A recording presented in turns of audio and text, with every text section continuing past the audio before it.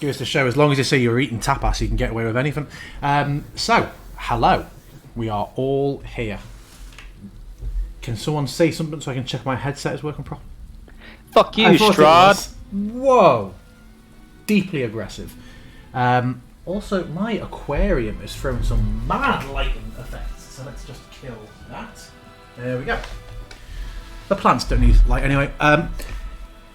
Yes, here we are again with possibly, depends on how much people talk, possibly the last session of our Curse of Strahd campaign.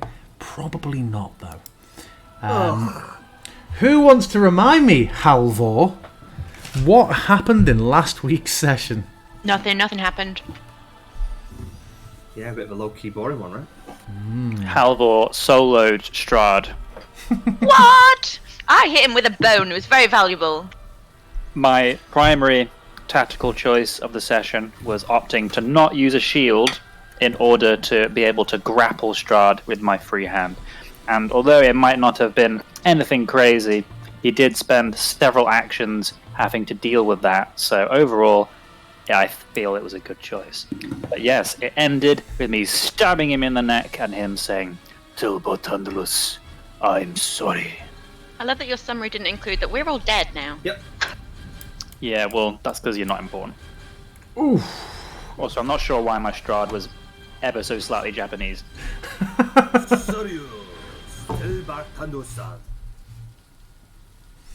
So, I will take us through to where we were. So you were in the catacombs. Let's get that catacomb music back on. That's where we were. Had you forgotten? Yeah. Wow. Disappointed you did not set background for this scene as black. It's true. It's true. Like you. There we go. Messed up on final. Come. Ruined it all. Ruined 3 years of hard work. Don't be silly. It was no hard work. I know, I've seen how you really decided in Foundry you did it 2 years. So, the last thing that happened was Strahd unleashed that point blank fireball. There was then a cutting down by Halvor, but that fireball took down Cora, Esmeralda, and Bartandalus. Only Halvor remains on his feet. He is in a bad way. The Martikovs come rushing over. Halvor, what are you doing? I believe Ismark was. You'd said that Ismark. He was. He's not here. Yeah, he's not here. Oh. He's down doing his thing. I think Halvor would, first of all, after seeing Strahd death and how racked by his final fireball he was, fall to his knees and just take a second to catch his breath. And then, having seen 2 allies downed, in fact, was it 3? It was 3. Ez is down too. I'm immediately going to start rummaging through my pockets for my medicine kit. Okay. And what do you do with that? Well, the way I'm facing, Cora's in front of me, so I'd go to her first of all. I was going to be really annoyed if you hadn't.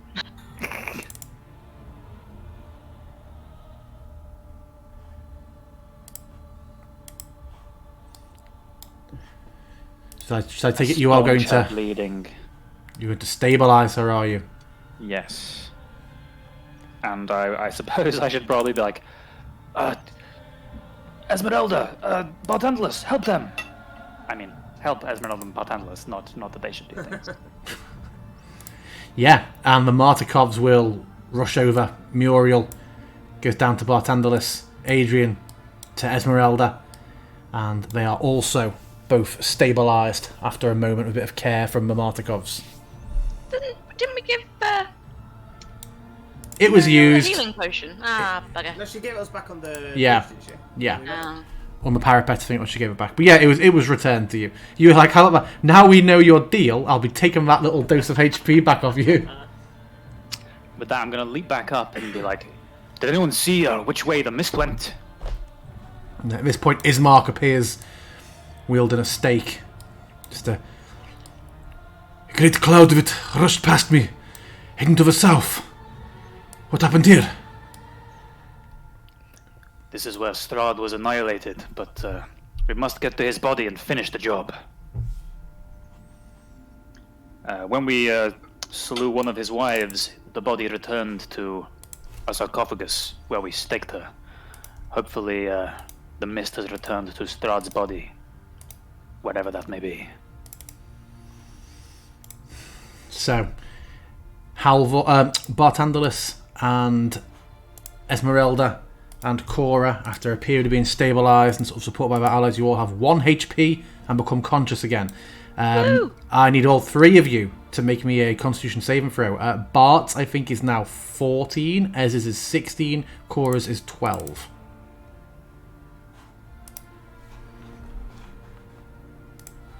Yeah, baby. I think that should count as 2. No.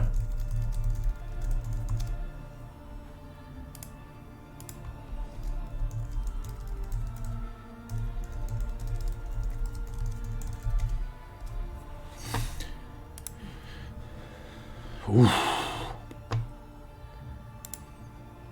That's looking. About to roll it now. Okay. Yeah. Everyone avoids another level of exhaustion. That was a private roll. We didn't see it. I don't know why it's down as public. She got an 18. Very strange. It doesn't even show as highlighted in a different colour. But yeah, everybody is up. What are we doing? Oh. And for now, I'm going to end combat. Can I push myself up against the wall? Where is he? What's that? Pushing myself up to my feet. See everybody gathered around. Where's Strahd? He flew. The smoke flew to the south. Like Ismark's trying to pull you up onto your feet. I stuck the sunblade through his neck and he evaporated in the mist just like his wife. He went to the south somewhere. A killing blow. We almost managed to take him down. We need to find him. And Find where his fast. body's gone. I see Ismark. Did you manage to take out Ludmilla? Not He- Luna, no. Anastasia, yeah, he nods and offers me the steak. As I'm taking the stake off him, do I believe him? Make me an insight check.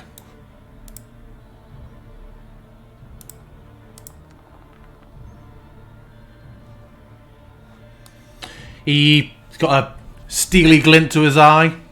He sort of spins the stake around, and even though it's so harmless in itself, and hands it to you like handle first. Yeah, his jaws set of a grim determination. We still don't know where Esh. We didn't come across it. Did we not? Still. I thought that we'd passed it. Oh, had we not? No, I accidentally found it, Oh, okay. so I'm not going to use that method. If we Oh yeah, didn't you? the wrist.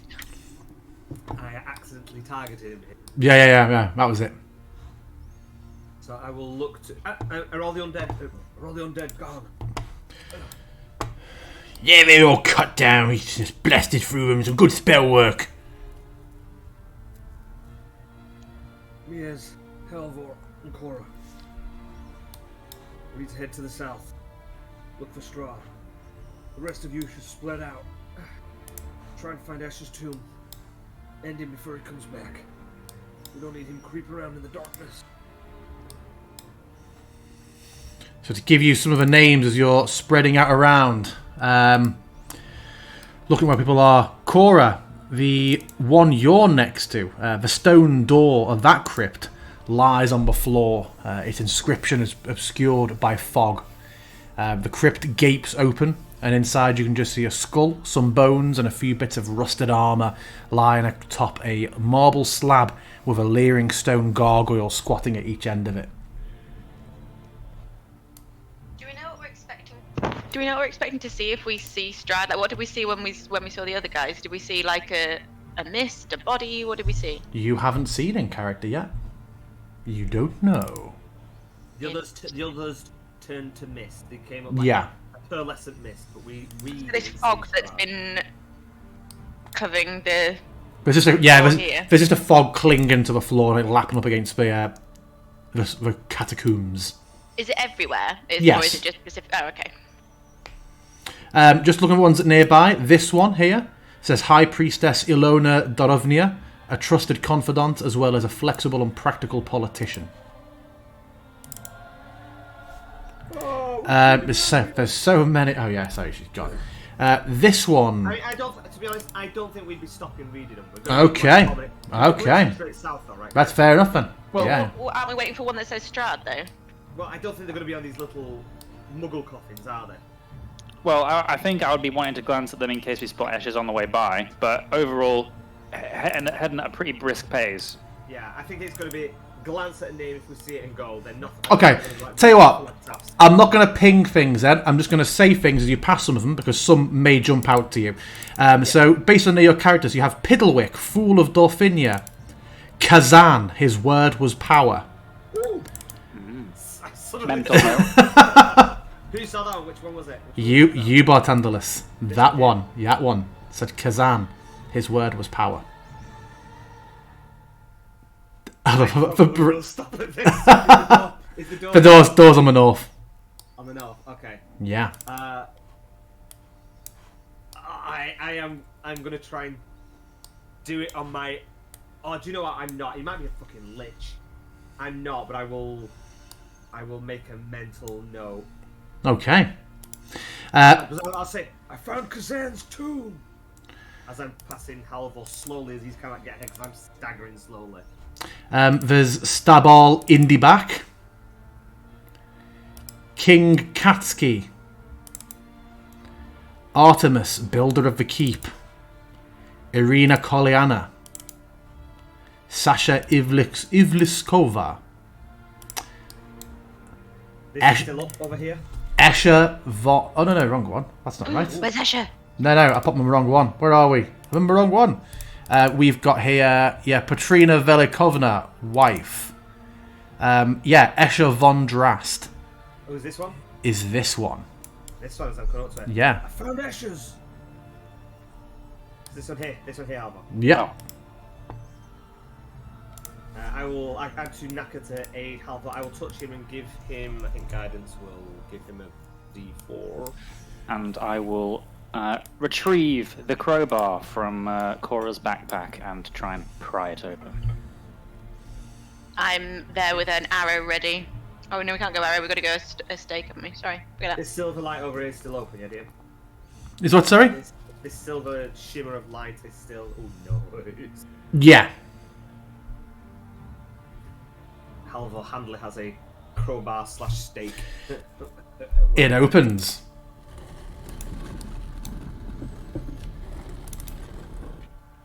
And you see the misty pearlescent outline of Escher lying reforming atop a marble slab with a lute hanging in the corner. Huh. Part of me feels like maybe that's like a magic loot, but Probably. what the fuck use do I have for that? So I'm going to take a stake in both hands, drop the crowbar, hover it over his chest, and then with my other hand, use my palm to strike the stake down into his chest. As you do, even though there are no discernible features still sort of forming, and do you know what? It's been a while, I'll say it, coalescing out of a misty form. You just get the sense of the sockets and the mouth just bursting open for a second with a silent scream as the misty form dissipates. I kind of jump back a little bit, as in a bit of pang of fear, not knowing what the loud noise and motion is about necessarily. Cora, you're next to one called Petrina Velikovna, bride. I will call out so that the Martikobs know that we found Escher. We found Escher! He's staked!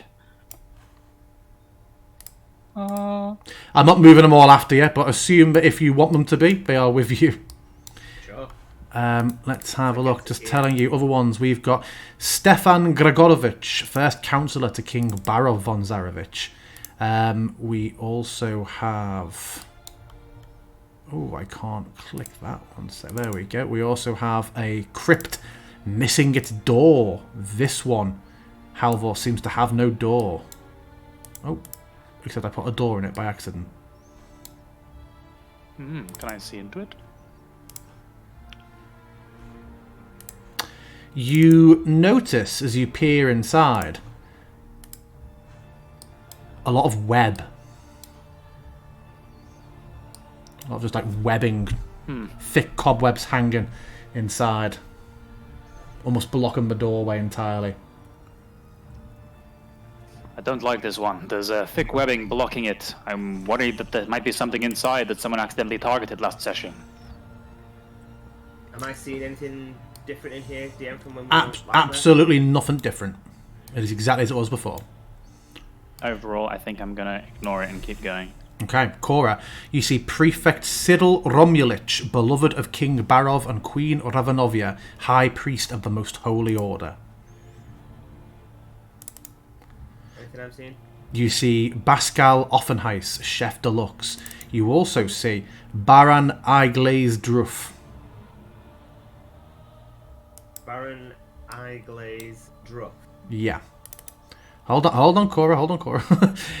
You see, we knew him only by his wealth. Halvor, you see one that has no name or epitaph.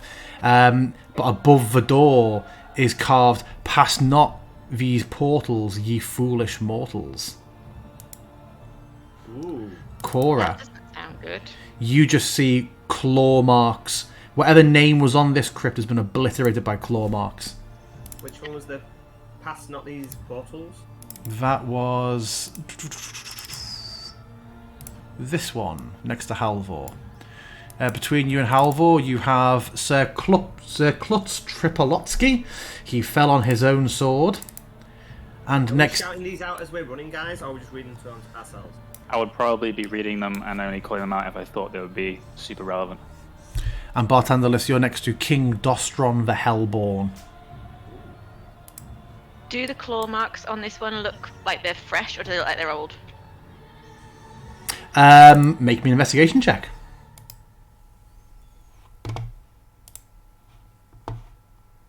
Oh, yep, someone's just let me know that Bart's volume is a little low, so I will turn him up.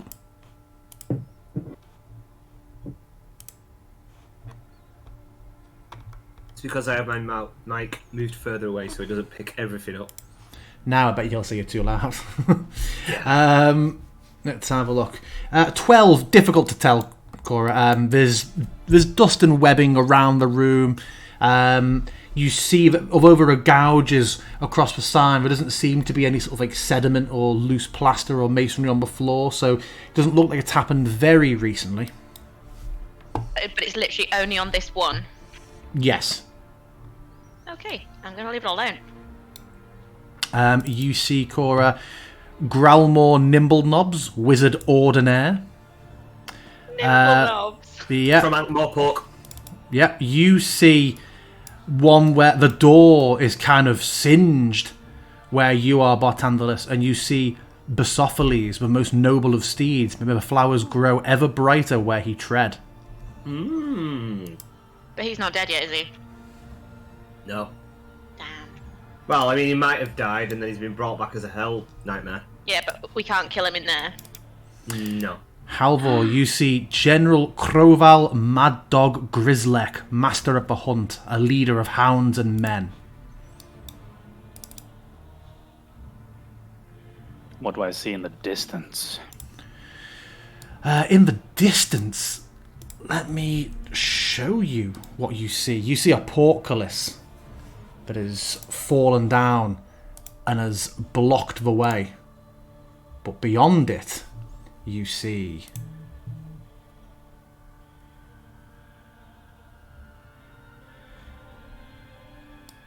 That looks like a likely place. a black coffin down steps, inlaid on either side with the sigil of Ravenloft. Probably not important, that one. Nah. Let's go and get the diamonds one. I mean, diamonds. Oh. Cora, you see a sudden flash of light.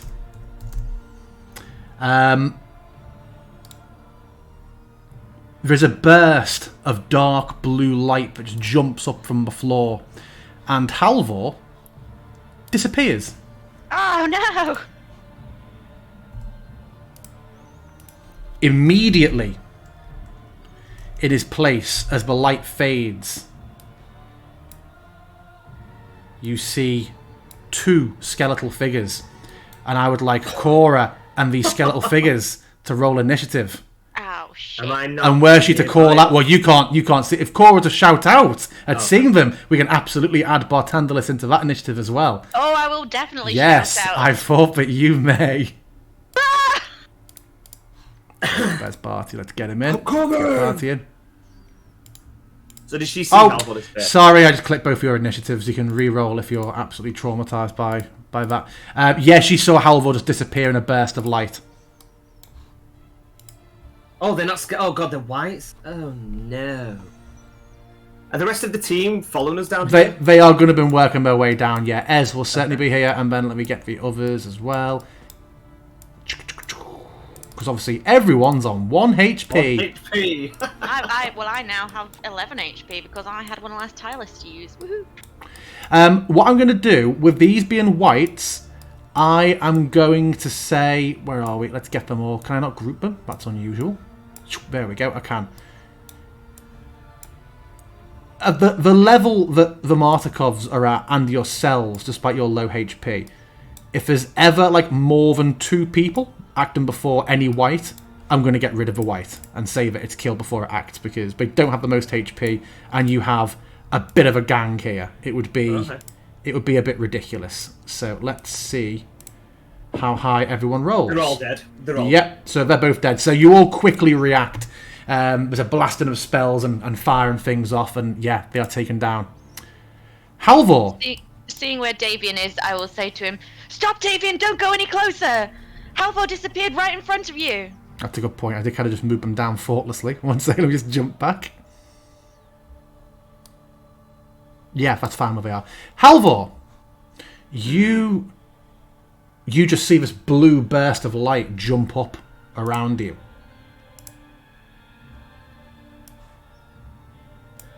I'm in blackness. I've gone to the other side.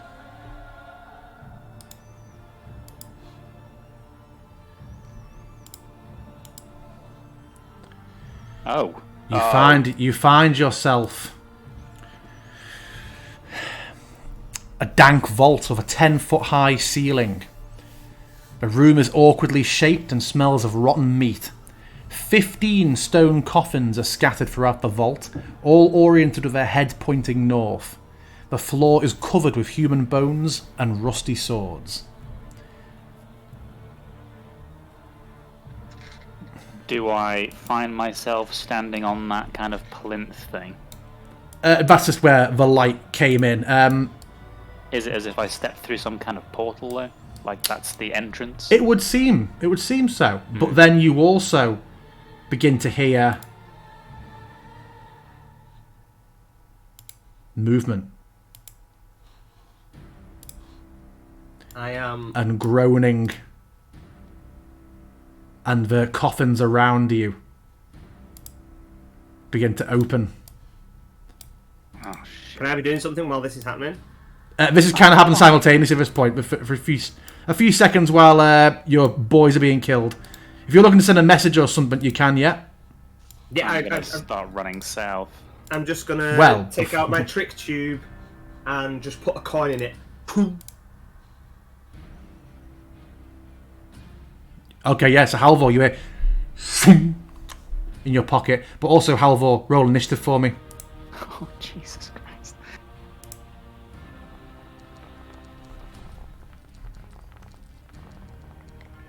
Oh wow, that's a combat tracker. Oh, Halvor, if you're somebody else and everything below you'd be dead apparently. So yeah, you see these are all... None of these are wielding bows, Halvor. They all just seem to have very tattered, rusted swords. The first one to act is the one that's right next to you. It staggers over, and it will swing at you.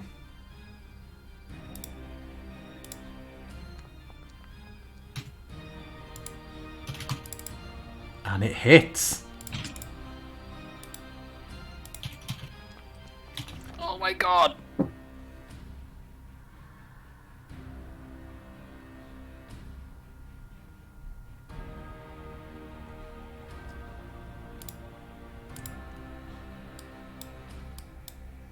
Another one comes over.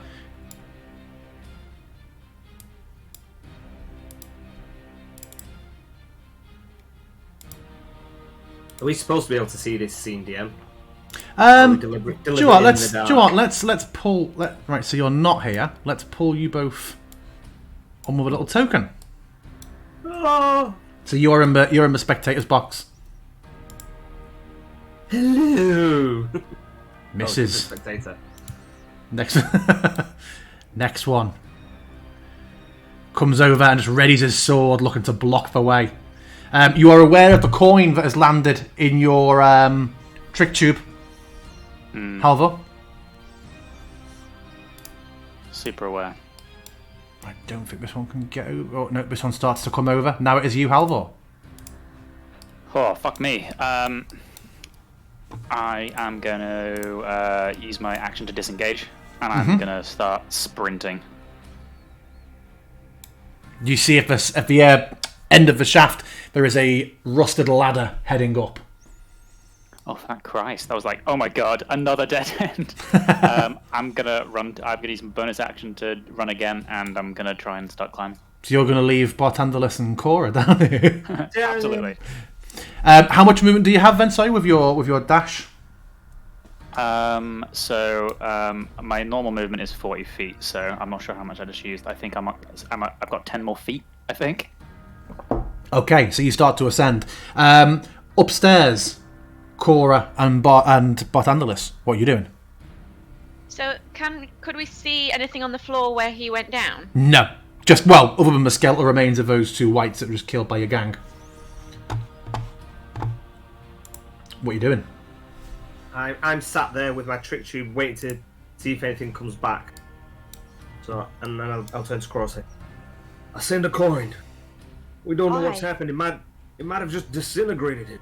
Can't try and replicate it if it's just gonna kill us as well. Okay. None of the other wights could make it far enough to catch Halvor. So, in fact, that one already moved. So, Halvor, you ascend the ladder further then, unless you're looking to stop and bust a move or something. I'm planning to climb as quickly as my feet will carry me. Okay. music has stopped. Has it? It's unusual. I'll be a liar. It is continuing for me. Very strange. Let me stop it and I'll just go back to the crypt music then. At the top, you find yourself in a bare sarcophagus. Yeah, in a bare mausoleum, in a catacomb, in a crypt. There is just next to the plain marble stone, there is a hole of a ladder. You have climbed up into a closed catacomb, it would seem.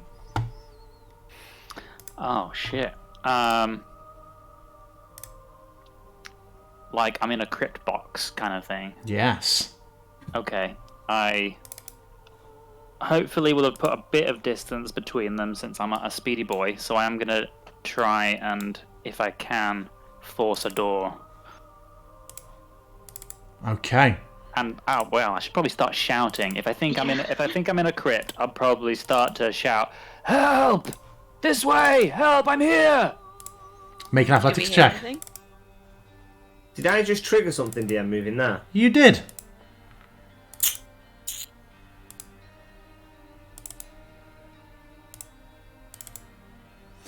If I were running this module again, I would put the fucking names in the journal entries of these crypts, because I'm just clicking through number after number, trying to find the one I was looking for. It's a fucking nightmare. Takes us, 37, 28. Where's the one that's fucking called this? Okay, let's have a look. Yes, Halvor, you managed to force open the door of a crypt that I cannot find. Congratulations, you are released. The door opens, and I'm just going to drop you in front of Eshes because I can't find the other one. And you find yourself... Where is it? Where's Halvor? Here. I don't know how you were moving around, Barthander, because the game's paused. It hadn't paused, but I think it's... have I triggered something as I move forward and it's instantly paused it again? Yeah, of course. I was trying to reposition myself because I'd gone round the corner in roleplay, but I'm presuming I've triggered something. Well, no. The first of the 3 to be stepped on was the trigger. Okay. Do I see the sunlight over there? No. I should be around the corner. I should be around the corner. Anyway. No, you don't see the sunlight over there because the sunlight is with you. It's the holy symbol, remember? Oh, I thought it might have been his sun sword, like he just popped up from somewhere. No. Yeah, you would see the light as he steps out. Here. Oh, you still can't see them there. Okay, cool. Fucking These line of lights sight. aren't here, are they? They're dead. They are destroyed, yeah. I'm gonna immediately start trying to shut the door behind me if I can. Make another athletics check.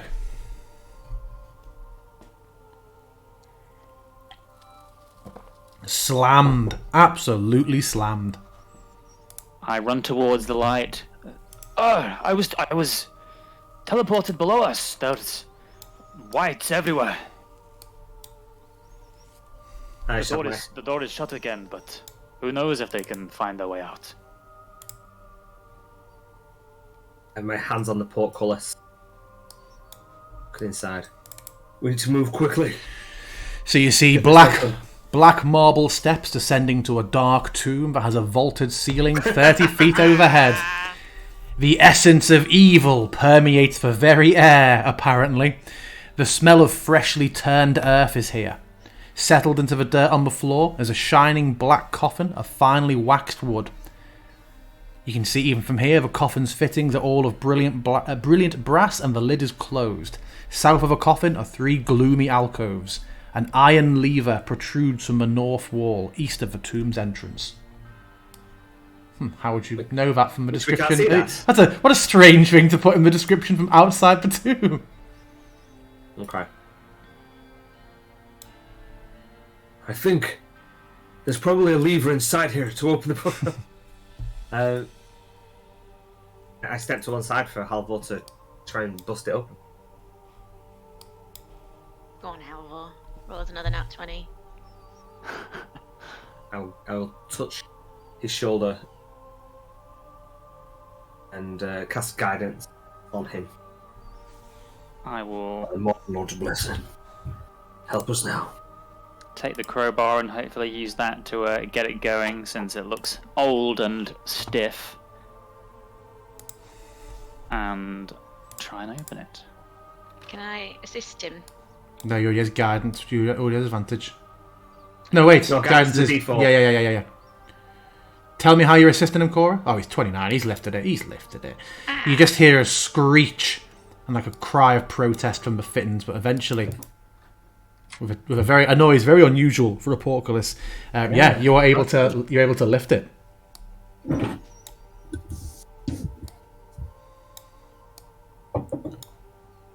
I inspect for traps. What a good idea. Investigation check.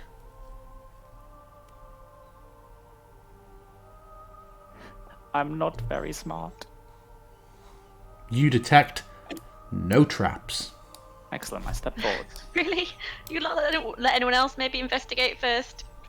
Well, you're both knackered, so... He's eager. This is how Halvor dies.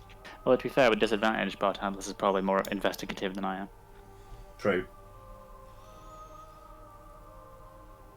Are the alcoves empty to the south? They are. There are 3 of them, and they are empty. So we think this is the one? It's not going to be that easy. Something's going to happen when we try and open it. Well, I suggest you all get ready. Obviously, your allies are all behind you as well. And the light of the holy symbol and the sun sword. Oh my god, it's so bright. It is. And I will hold a stake up and offer it to whoever wants to take it. Happily. Actually, do you know what? Is Esmeralda with us? Yes. I'd offer it to Ez. I think she's had to deal with his shit longer than the rest of us. Yeah, plus we can dual wield. Two stake in each hand. I will take the crowbar again and use that to try and bust the lid straight off this bad boy. You can see, even as you go to, it's not going to need a crowbar. It can just be lifted open. I flip the lid straight off the coffin.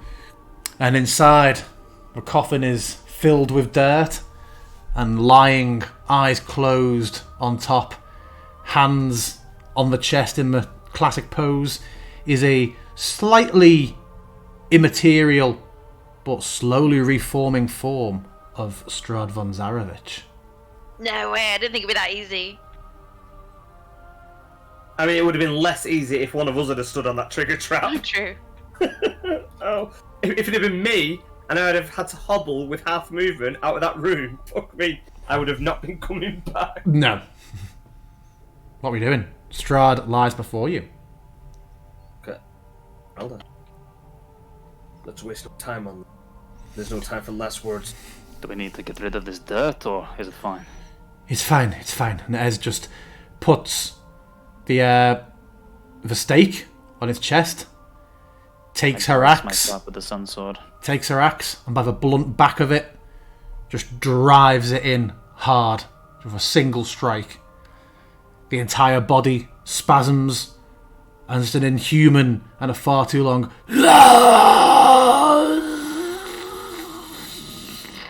We only got the first bit of that. We went, ha!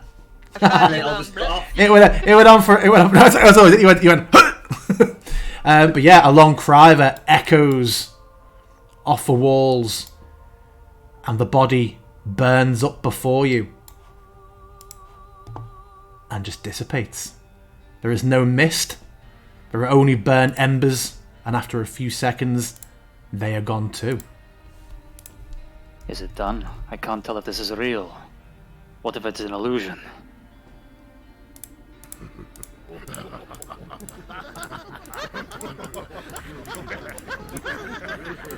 Just laughs echo from nowhere around, and then fade. Oh, shit. From around the room or outside the room or? Just came from everywhere. Like, you all of you, it came from a stone, came from a coffin. Each of you thought it was the other laughing. Just the laughter came and permeated everywhere. It would remind you of the laughter you all heard when Irina was killed and turned to mist in Strahd's hands. Remember that?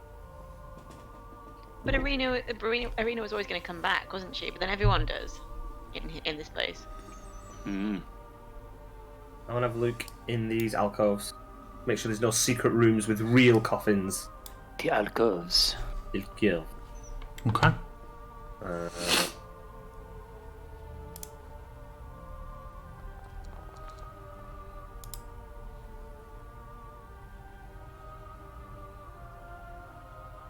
Have a little looks around. looks. Looking for traps on the floor, making sure I'm not stepping on anything. Tracing my hands around the wall. Halvor. You quickly see a burst of teal light as Cora disappears. Oh shit! No. Fuck. I run around to the other alcove and I don't know. I go into it, was trying to see if I can follow her somehow. Okay. So you step into it as well. There is a flash of light as well. And Halvor also disappears. No. Have I seen these lights? I don't know if you would have from in there. I don't think I would have. I'm just looking around the walls. Halvor, you are suddenly very uncomfortably pressed up against Cora in a tight stone space. You both... This is the Weasleys in the chimney Let's all have a over look. again. You just see that you are in an empty crypt that has two alcoves in the back wall. There's obviously you can see the stone door out of here. There is absolutely nothing else. I would Yeah, be as- death Halvard falling on me like this. Ez cries out, Bartender, listen. They've gone! Halvor and Cora! Did I find anything whilst I was looking? No. Where did they They stepped in. And, see, they took one step in there and both disappeared in a flash of light. Take out my trick tube, put a coin in it.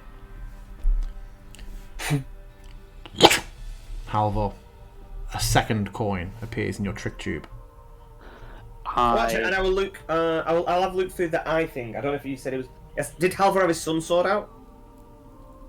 I've been carrying it did. generally, yeah. Okay, so whatever room they're in, presume it's illuminated. Yes. On the inside, yes. Well, yeah. So I will have a look through my my ring that Cora has. See what I can see. Yes. Yeah, and you see Halvor and Cora both seem to be in a tight, small crypt. I'll put my hand on Esmeralda. Does it look like if we went into this, we might all crush ourselves? Yeah, there would start to be problems of 4 people being in a single 5-foot square. Seem to be alive. I can see movement, I think. Can I see movement? Are you moving, guys? I'm presuming you're moving. You can see them looking around, yeah. I would be taking the trick tube out this time and then dropping a silver piece into it. It's an infinite money machine now. Yeah. My change. I sent him gold, he sends me silver, cheap bastard. Halvor said that they came out of one of the other catacombs. One of the other tombs. We should look around. And I will say, Cora, have you still got the... Or do I have it? The crowbar. I had You it have recently. it. Yeah. I'm going to take a hold of that and see if I can use that to pry this door open as well. Fuck, we're in combat? No, it's still on from before. I was killing it. Where did you say the lever was? On one of these walls? Yeah, on the north wall. Yeah, exactly there.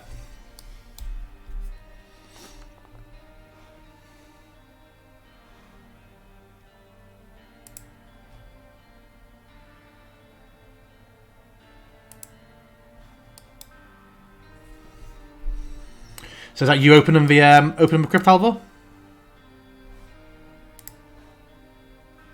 Halvor? Yes. Okay. The door opens. Your allies look at you with surprise. What are you doing, Botanelis? Well, I'm here. I'm gonna stumble out and say, Halvor and Cora have disappeared. and then I see Halvor over there. So, Another trap. we reconvene. See trap. I see escape route.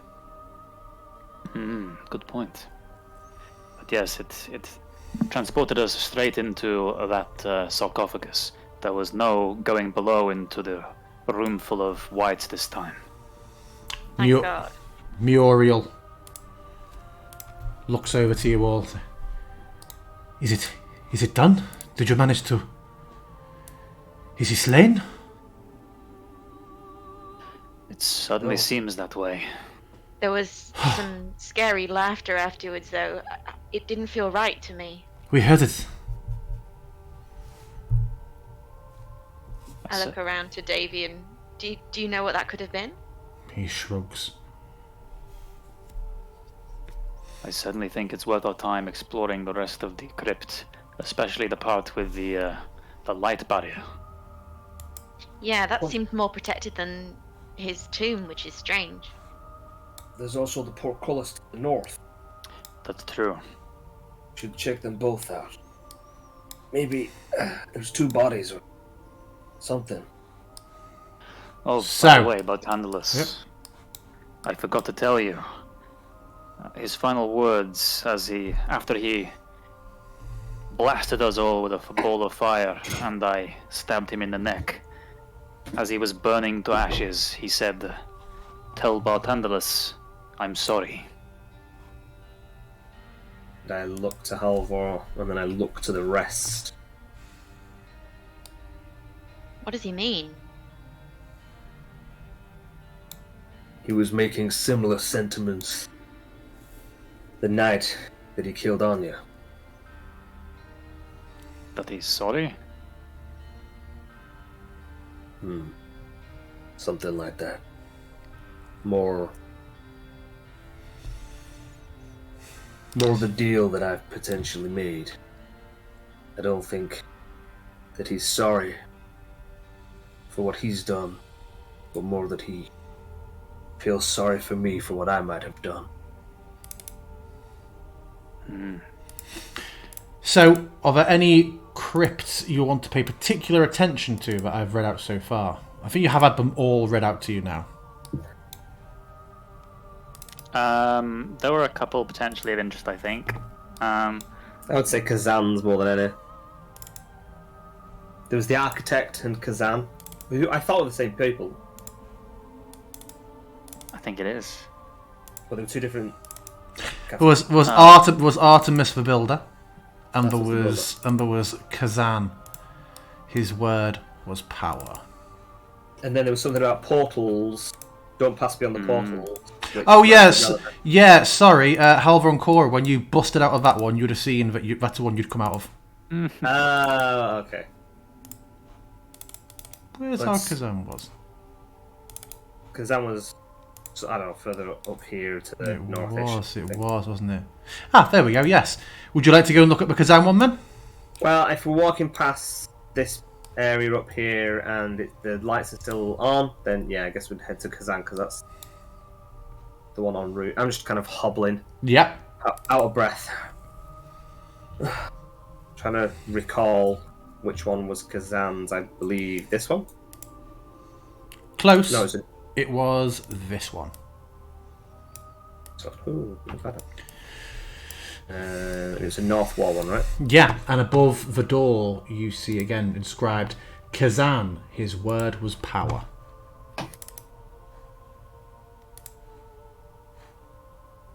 Might be worth cracking open. I'd suggest standing back. Cora's already doing this, sending all the way back into another catacomb by looking. No, I just wanted to go and see Strahd's dead body, which is apparently still here. Well, I don't think it'll be terrible to hide around the corner in case of magic. Makes sense. And I'll brace myself once again and crowbar that bad boy. Athletics check for me. And of course, Bart Handless was helpful enough to guide me. Touched him on his shoulder as I was walking away, yeah.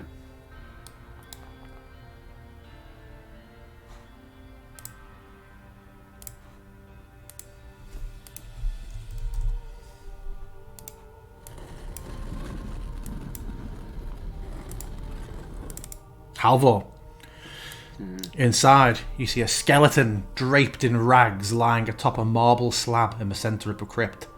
The skull has black opals set in its eye sockets and shards of amber where its teeth should be. I can't say I very much like what I see, guys. It's creepy. What is it? It's just a skull? There's a full skeleton. Yeah. In rags, but the skull has black opals in the eye sockets, and instead of teeth, there are shards of amber they've been replaced with.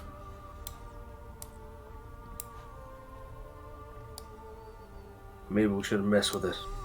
We've seen enough dangerous skulls in this time. Do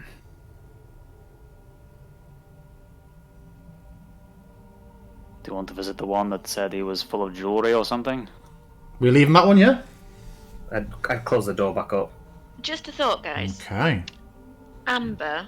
Could we put the amber in front of the blue light somehow to refract it and, you know, change its path so that we could get past it? Who knows? Who knows yet? I mean, Do we have any amber with us? Yeah. I think that might be worth a shot. I got some amber shards from Vampire's sarcophagus that I stole, picked up on the sneaky sneaker. I mean, I think we should check the top sarcophagus, top coffin first. Okay.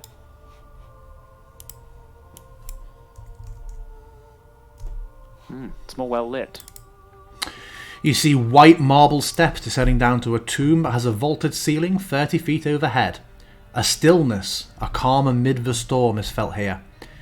In the centre of the tomb, a white marble slab supports an intricately inlaid coffin. From here, you can see chiselled into the slab is a name, Sergei von Zarevich.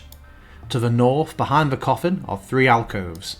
A beautifully carved statue stands in each alcove, a stunning young man flanked by 2 angels, lung as polished and new as the day each was placed there. Let me show you.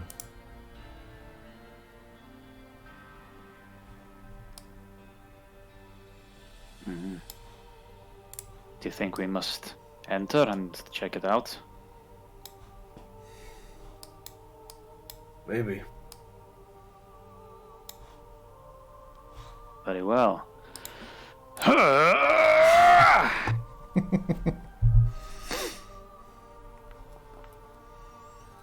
Oh, see, if only you'd known the secret to unlocking Nat 20s was just to do a big grunt.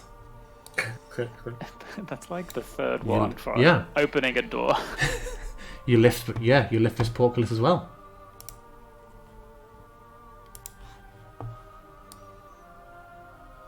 The air smells sweet in here. That's creepy.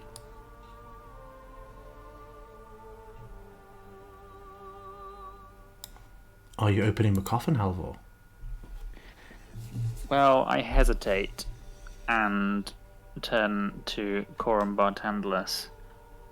Is desecrating an innocent and supposedly good man's tomb a wise idea?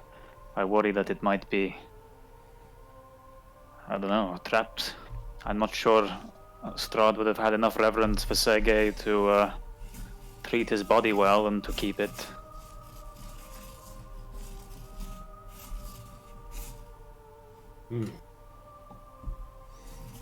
What are you going to do? Is it desecration to just open it? I will check for traps. Investigate for me. Let's see if you find the trap. No, if I don't find it, I'm not opening it. You do not find... Yeah, you don't find a trap. No, absolutely not. Well, I definitely lift the lid up.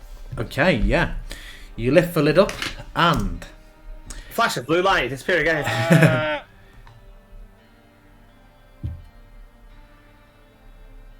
Inside is the perfectly preserved body of what looks like Vasily von Holtz.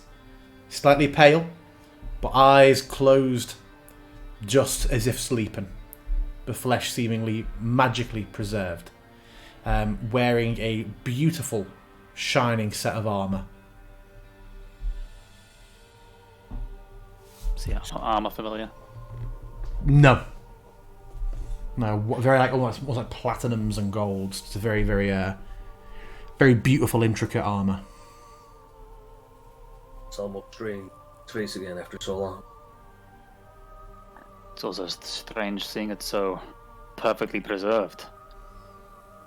Do you think we should stake it anyway? I don't think that he would have turned his brother into a vampire. He wouldn't want him to stay with him forever. I don't know, but part of me worries about what if this is the real him? I know. Or that we suffer with an illusion. But I will take out holy water, flick a cork off, and just dash it over his head. Nothing happens whatsoever. Halvor nods. That's good enough for me.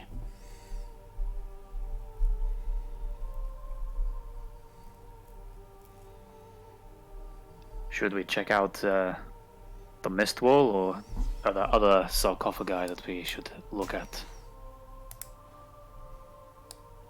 Got them. I will have a quick look at the 3 statues. Are they like inscribed? Can I tell what they represent? Just you can tell the centre one is definitely meant to be like a statue likeness of Sergei, and the other 2 sides are just angels wielded, with iconography on them indicating that they are angels of Lathander. Okay.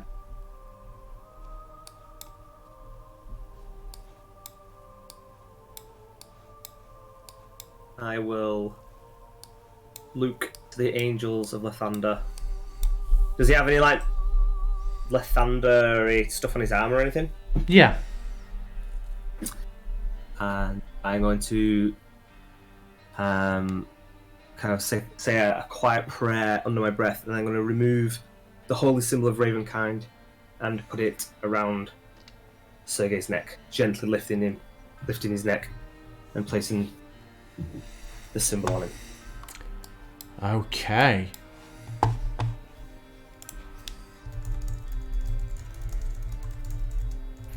Albert comes back mostly because he realised that he hadn't put the lid back, so I'm going to wait for Bartendless to do that, and then I will gently lift the lid and put it back over.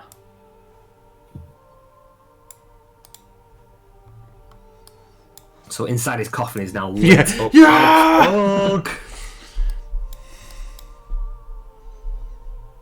Okay.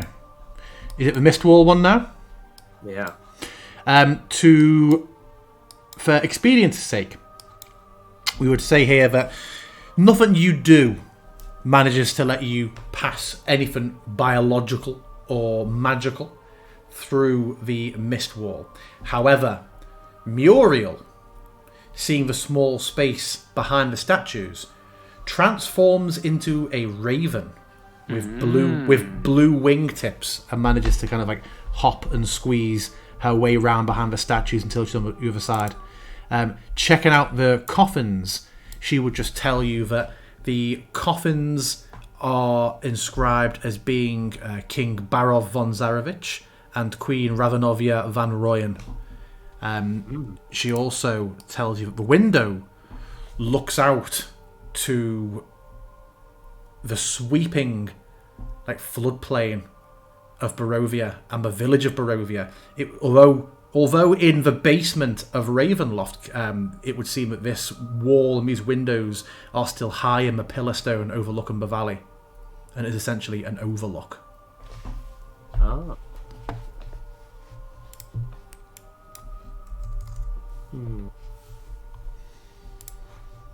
Well, do we leave them undisturbed since we can't really get in, or should Muriel open them? Peck the shirt of a Muriel.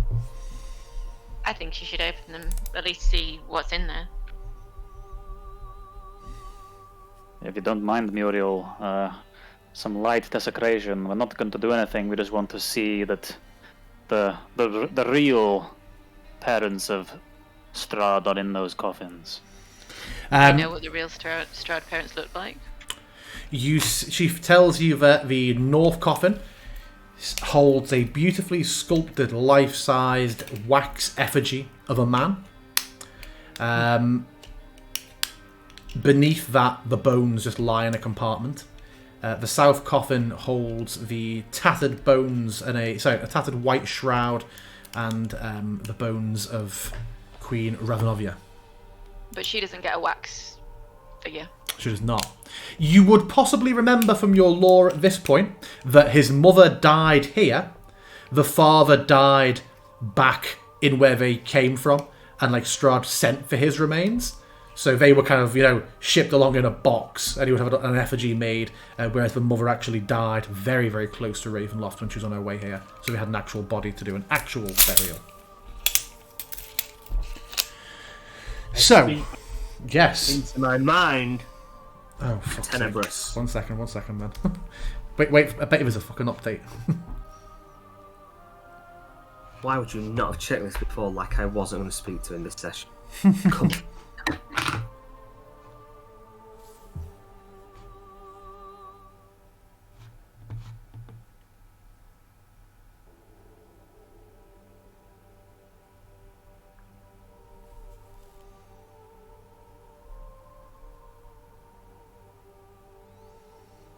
It's just taking a moment to catch up. But tell me in the meantime what you were saying. I will speak to him and say, do you know if it is done? We drove a stake through the body of Strahd, or it would seem. Do you know if it is done?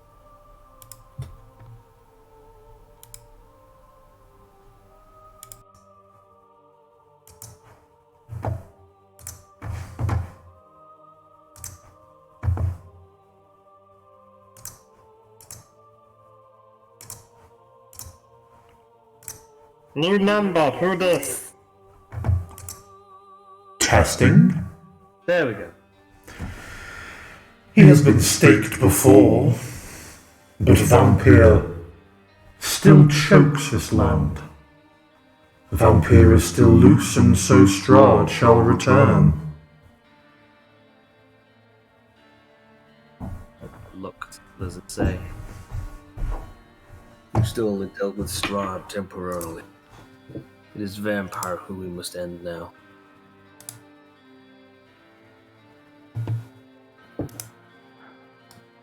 Well then, should we get on our way, or do we check out the rest of Ravenloft whilst we're here?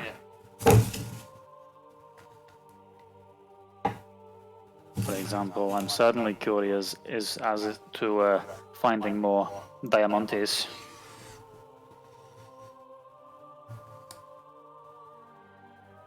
Think, whatever we do, we hurry. We don't know how long it is till Strahd returns. We barely got this far. If we are going to be performing the ritual of Amber, then that is not a matter of days for it to be complete. For us to get where we can and do what we must do. Do we want to take the chance on triggering a latent trap? Or uncovering some more undead creatures that we're already too weak and fight off?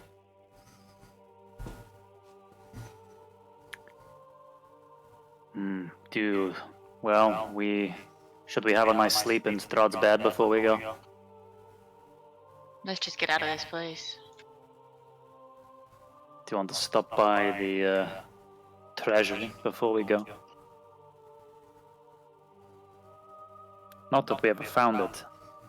Yeah, I was going to say. Look, let's just get out of here. We've nearly died, or have died several times. I agree. We've done what we came to do. I feel exhausted. I feel better than you look, bottomless. Yeah, and I already looked pretty bad before coming here. Very well. Let us get out of here. Wait, wasn't the one that said it was the crypt of a cook? That sounds good. Isn't it strange that we haven't met Exothanta? Who knows, perhaps we'll see him at the Amber Temple. So, where are you heading to when you leave Ravenloft? I would say back to Barovia, its closest place, with its mark. Anywhere we can get asleep. And obviously I rescue Vanya before we go. Isn't she a vampire? So you're heading all the way back up to... You're heading all the way up to that floor? I would have no choice but to go and retrieve her from Strahd's bedroom. As Halvor Okay. makes it clear that he's going to do that, I will hand to him and say, Is it needed? Are they really people that are here? Those that are of significance, I think, have made themselves known. The others are just echoes of this place. I see what you mean, and I can't say I don't agree, but now that we're not immediately fighting for our life, if anyone I can help, I will. And I will head to retrieve her. Okay. A dazed, confused Vanya is led by you out of the castle. And back to the village of Barovia then.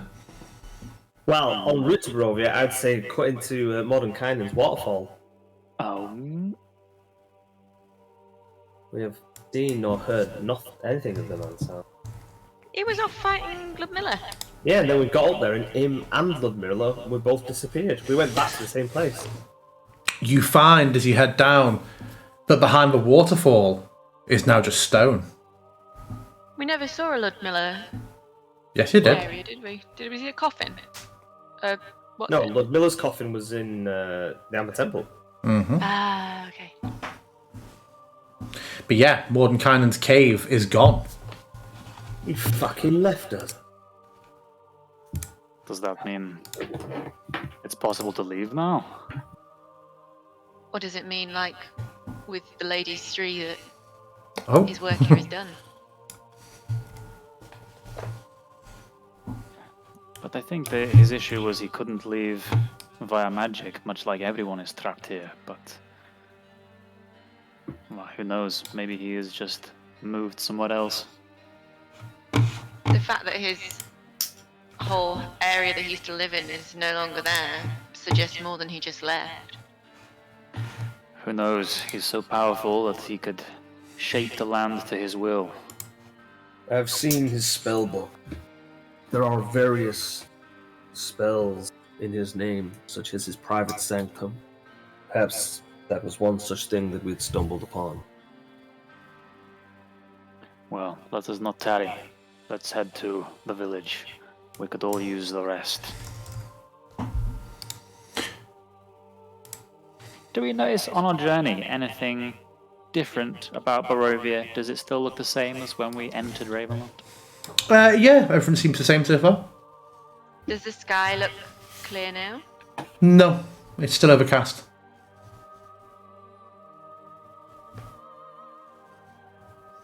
It is, yeah, very much the same in terms of the weather.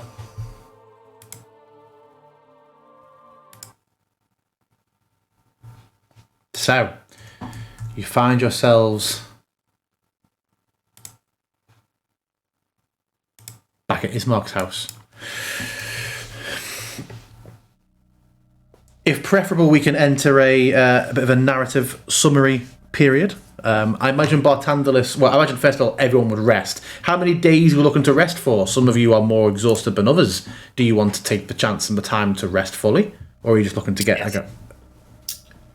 So we are taking a number of days, and I imagine other things that we've done during these days, but a number of days, to get to a point where nobody has any exhaustion. Yeah, so 3 days for me to get Okay. fully recovered. Okay. During that time, would you have been sharing and discussing and acquiring the reagents of a ritual and also deciding where you're going to perform it? I suppose we might. Then that's probably a conversation we should have in character. However, one of the things I want to do is prepare. I think I've still got sending prepared. Maybe not. Okay, one of the days I'm going to prepare the sending spell, and I want to send a message to Mordenkainen asking if he has managed to leave Barovia.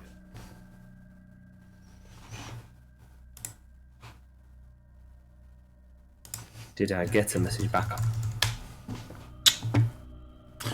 You...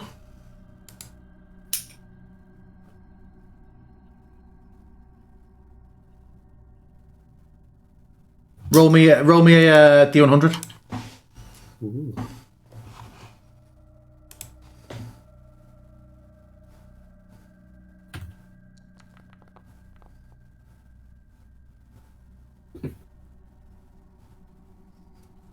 You did not get a response. Okay.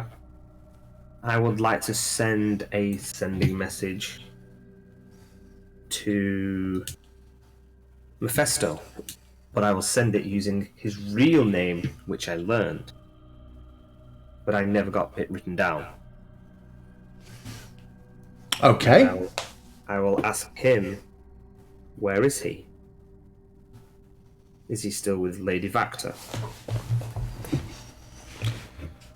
I am. I'm hiding in the fire, waiting for you to come back. Why? What I will happened? say- Who is this? Don't call me. I will say to him, we have killed Strahd.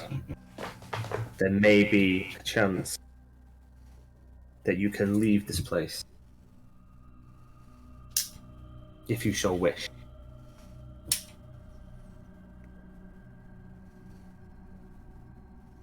There is no reply.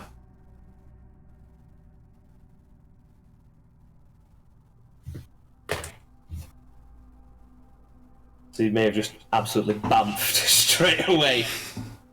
Maybe we should have asked him how we can get out as well. I'm presuming we will go through the mist. I mean, Esmeralda's been in it. Well, I mean, Esmeralda's been in and out of the mist, so it's probably. She's a Vistani! Yeah, I know. We might just fry him. Maybe. I mean, I think we're not going anywhere until we've killed the vampire, right? Mordenkainen's the most powerful wizard in the entire realms. And we just told him to bugger off because we're okay. Who? Mordenkainen. We're not told him to bugger off, he just did bugger off. Or he might have been evicted, we don't know, do we? I didn't tell him to disappear, I told... No. Majesto. Yeah, the imp. It's gone. Yeah. I've been reviewing the instructions for the Ritual of Amber. Sorry, the Ritual of Binding. It says we need the blood of an evil man who still lives. Know anybody? Presuming Ismark. I look at Ismark. Ismark? No, I'm not. I'm looking at him for an answer, not judging. Oh! Do you know any such men? Seems like those we have come across and opposed us, we have dealt with. Is there any in your land that... It is the leader of his werewolf pack is a vicious and cruel man. dead? His brother, equally brutal-like and revels in cruelty and violence. Dead.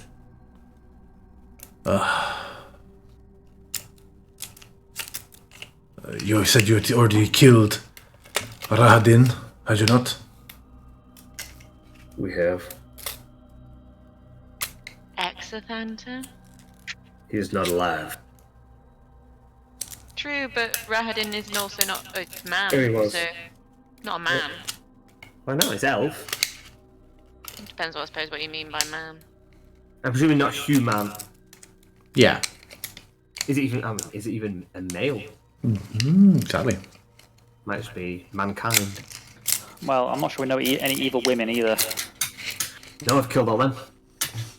We've been a bit murderous. Yeah. The lanterns, I mean, you're lucky enough that Bartendmus is the cleric. You could just bless 6 lanterns. So. So you could have that you could get that sorted for like a couple of silver. Salt you could get from any general store. Yeah. So the only things you have to work out where your blood's going to come from and how to get the block of amber you remember seeing on the Selenka Pass and where if anywhere you plan to take it. Well, I'll think on the blood some more. For now, Wait, the amber. what about all of the body parts that we have in the bag of holding? Would any of those count? They need to be still living. Blood of a man still living. What? Oh, the baby? Would the baby have anyone's blood in it? It's not a man, it's a construct. A construct of what, though? It might have been made from the blood of somebody. Strahd, perhaps? Don't. I do not believe that is how this particular ritual would work. What are you thinking, Bartandalus? You seem to have some idea. I think it'll take some more musing. There are things that can be done.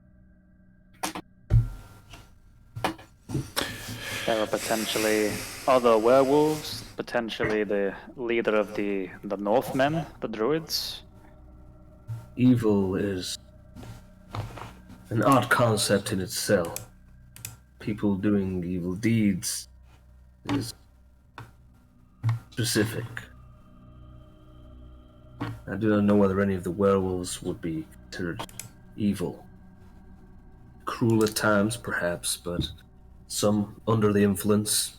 Some believe in what they are doing is right and just, Would they consider themselves evil people? Possibly not. Well, I think most probably don't. There is...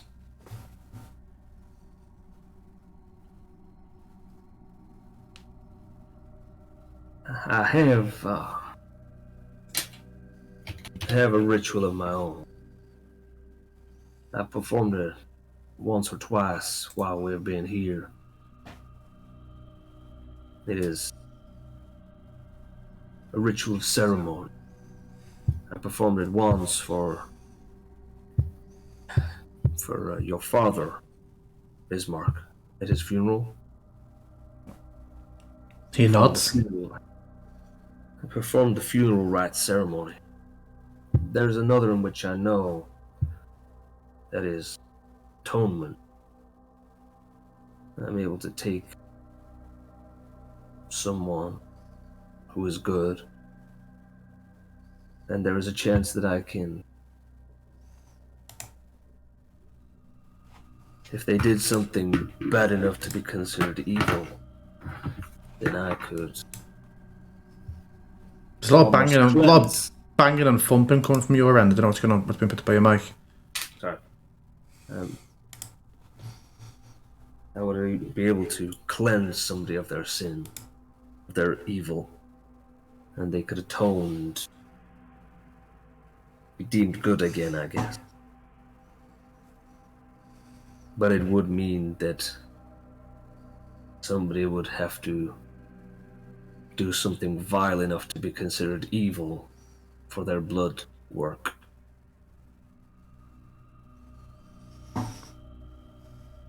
Is it even a guarantee that that's how it works? If you're doing an evil deed in the hope of being restored back to good, are you evil?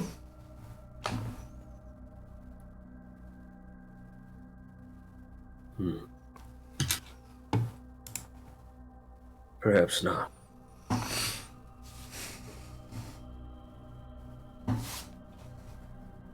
Suppose it would then be the greater good.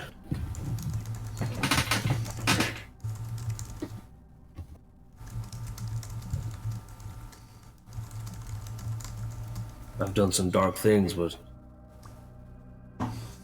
would I be considered evil?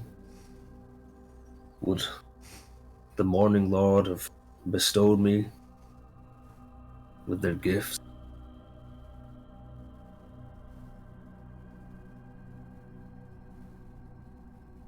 Well, we have a long path ahead of us. Perhaps we should do some thinking whilst we prepare. It's gonna take us at least a couple of weeks to get to the top of the Tselenka Pass in order to get the block of amber.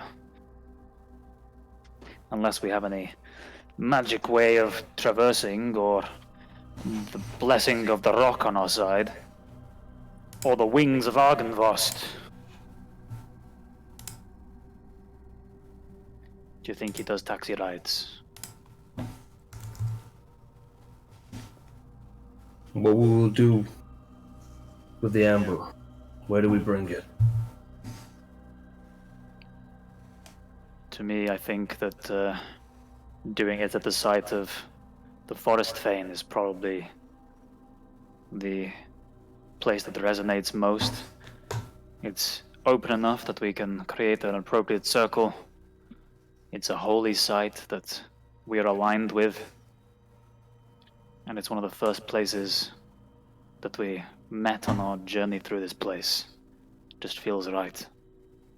And you want to leave powerful, dark power trapped in a sarcophagus just there where anybody could get to it? Well, what would you prefer, bartenders?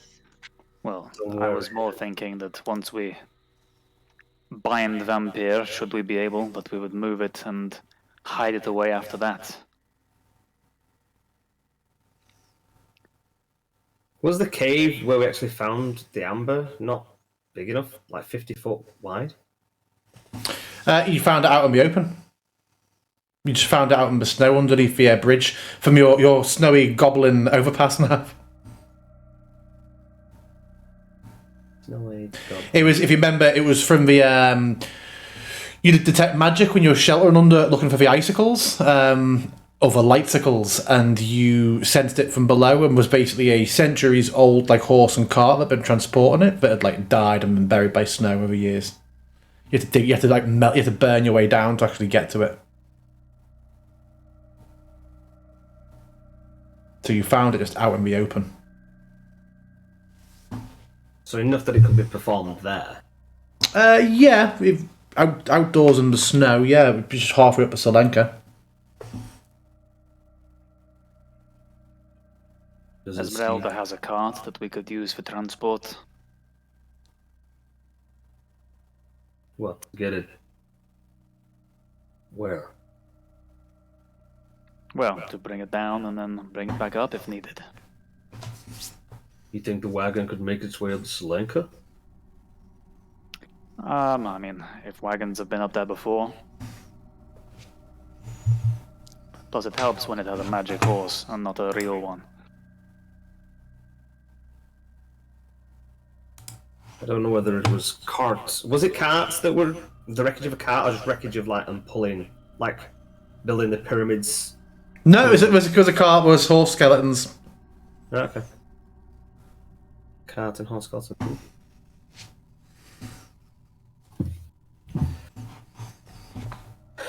If you wish. Don't get me wrong, I'm not entirely enthused about being up there, but it seems a long way to bring it down just to then move it again. But I'll go with what you think's best. Well, we're gonna have to go up once at least, so might as well start preparing. Okay, so you prepare for another trek up to Selenka. Anything else that anybody wants to do before you decide to set off again? Oh, this campaign's got another year on it now. Well, now we're super wise, so we can just get super prepared for the Tselenka Pass. We've done it once, we've done it 1,000 times, you know? We've killed Yeah. every bad guy on the way, so it's all good. As you leave the village of Barovia, you hear a couple of cries from the town behind you. Before you hear,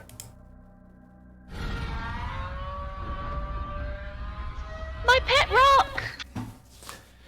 and yeah, there is a blotting out of what little natural light there is as the rock comes down slow into these thunderously heavy wing beats that throw your cloaks up, and just all leaves and debris from the grass, and the rock lands about 100 foot away from you, but still looking big enough just to lean forward and peck away, and it just looks at you, Cora, as if awaiting instruction.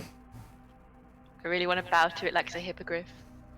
I do it, fuck it, I do it. It just continues to stare at you. And from this close, you see that it has, small for its frame, but probably still like 10, 15 feet long antlers. Ooh. Did my antlers go? Yes. When you completed your mission. Yeah, it just looks at you, Cora. I tentatively move forward. Do I get close enough to put my hand on it before it starts to react? No, I'd say it shifts uneasily when you're still about 50 foot away. Big amber eyes looking down at you. Amber, because that's bird eyes, not amber. And yeah, you get the sense that it is awaiting some sort of instruction or prompt from you, Cora. I will try and talk to it and say, our work with Strahd is done, but there's still more to do. We need amber. Can you bring it to us?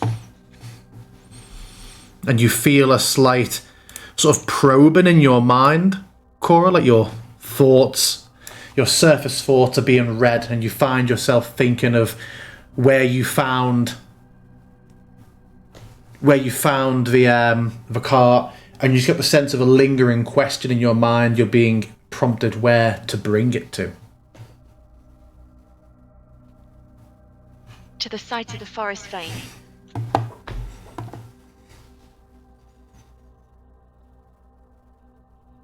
And it looks at you and is just almost an imperceptible nod, and it takes off again huge wing beats, throwing you all into disarray once more, before just heading in straight in the direction of Gakis, raising higher and higher.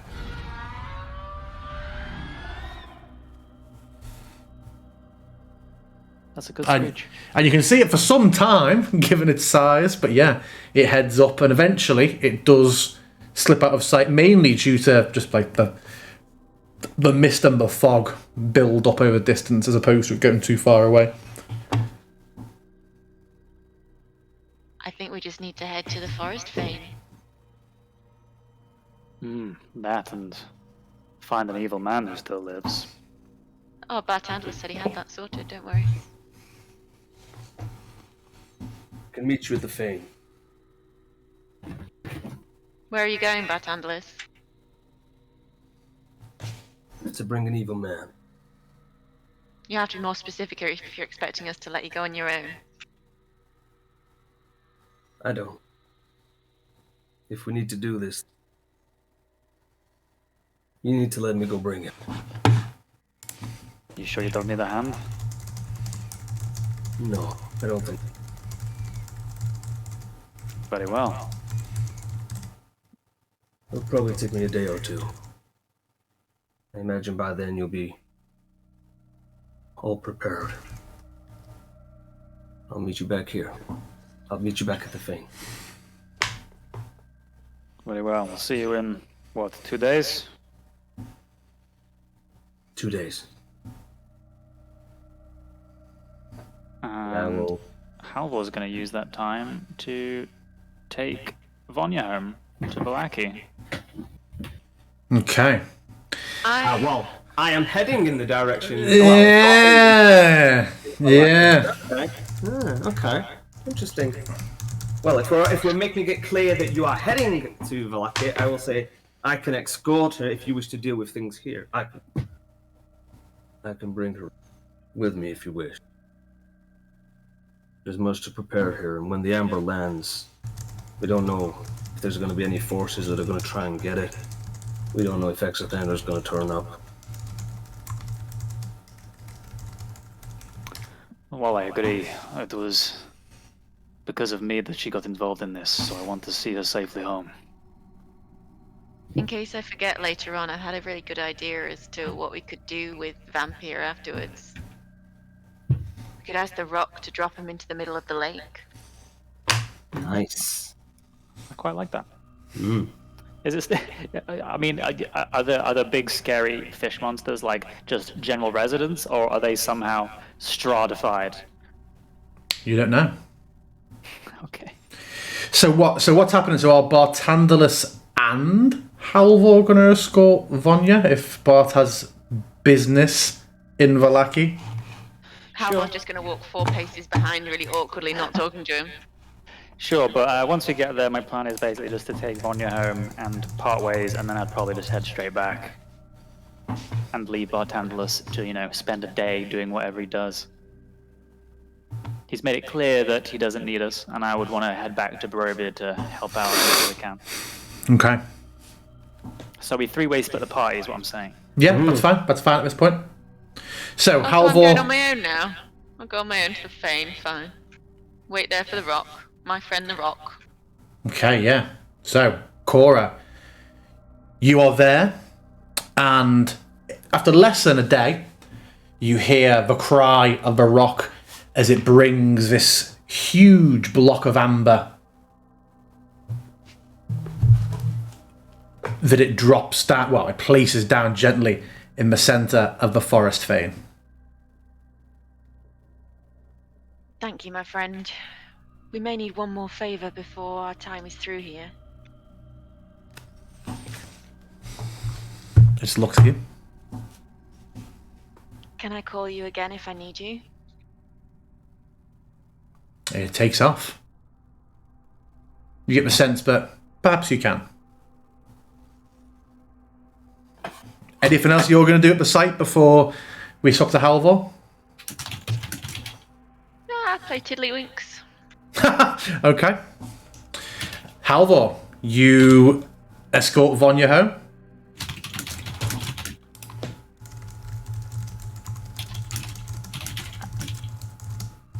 clickety clack. As I'm gonna walk her to the door of her. Oh well, not to her house. She's got a relative nearby, right? Her auntie or whatever. Yeah, yeah, that's at the orphanage. Yes, I think I'd probably want to take her there so that she's in the hands of someone who knows her. And I just look into her eyes somewhat sorrowfully and say to her, I'm sorry that you got wrapped up in this. It's my fault. My time spent with you drew Strahd's eye to you. Are you okay? How are you feeling? Has she been okay over the past couple of days? Recovered? She still seems confused.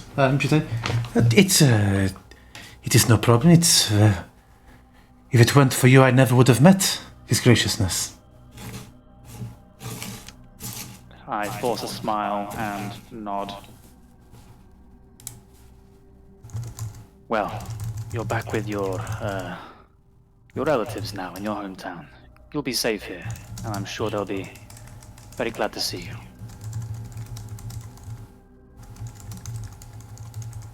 And she just smiles and heads in. I start to walk away and just look over my shoulder to kind of check the door is closed and that she's in, and the door is, actually sealed and she has not run off or something. Nope, it is. And then I start to walk away and slowly head back to Barovia Village. Okay. Bartenders. So we've travelled most of the way. We've travelled to Vallaki with Halvor. I guess I would kind of hover around with him, and when he says his goodbyes to Vanya at the orphanage, I will say my goodbyes to him as well and wish him the best travels, and I will see you in a day's time. See you then. Take care of yourself. And you. It's been an honor to fight by your side as your friend. I appreciate it. It's not been so bad accompanying you either, but spare me your goodbyes. I think we have I don't think we're out of the woods yet. No. And I'll see you soon. I'll give him a warrior's handshake at the wrist. I don't squeeze his hand too hard. Give him a nod. Watch him. He walks away from the orphanage. I'm watching. And then I turn my head and look across the road to Lady Vax's house. And I will go and knock on the door. After a few moments, the familiar as ever features of Ernst comes to the door. Ah, yes, greetings again to you. Just yourself today. It is. Is the lady home and taking guests? She is. May I say what it's regarding? We have made quite the accomplishment. I wish to give her the news. Yes, come in then. And he leads you into the house. You may take your rest near the fire in the lounge, as ever. You'll be spared a headache today. Majesto seems to be off on some errand of his own.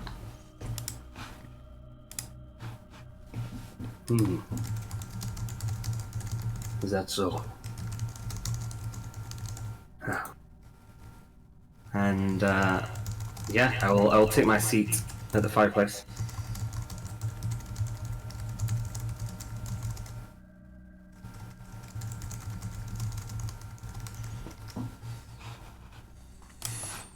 Yeah, and after a few minutes, Lady Vactor herself comes down. And she does, I'm stood at the fireplace, just kind of like looking into the fire.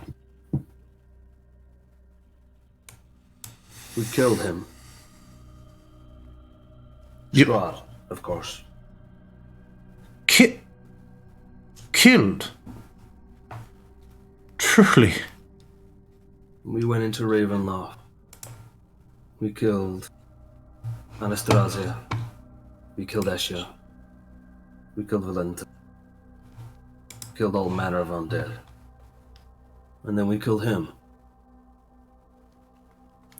Sort of slowly sits on like the edge of the couch.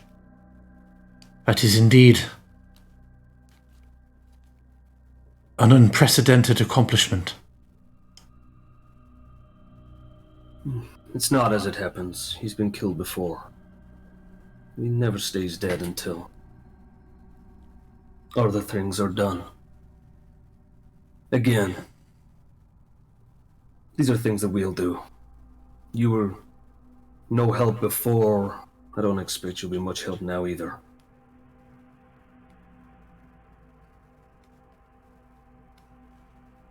Your choice to not help was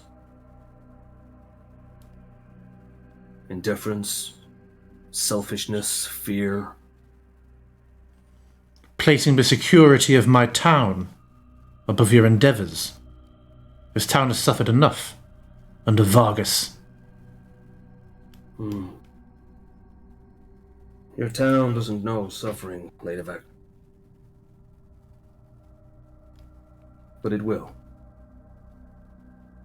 Her eyes narrow a little bit and she stands again. And I will make a gesture.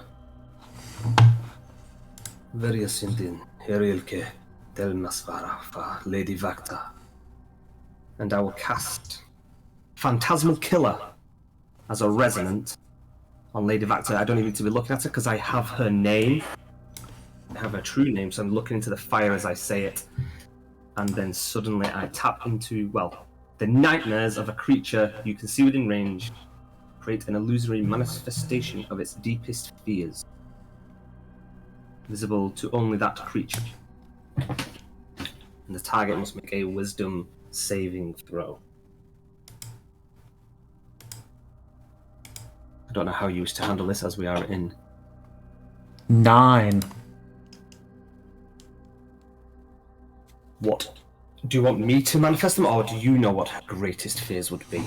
Is there no damage attached to this? There is 4d10 psychic damage. The spell ends. However, when you cast the spell using a spell slot of 5th level or higher, the damage increases by 1d10, so I am going to be casting it. Actually, let's take a long rest.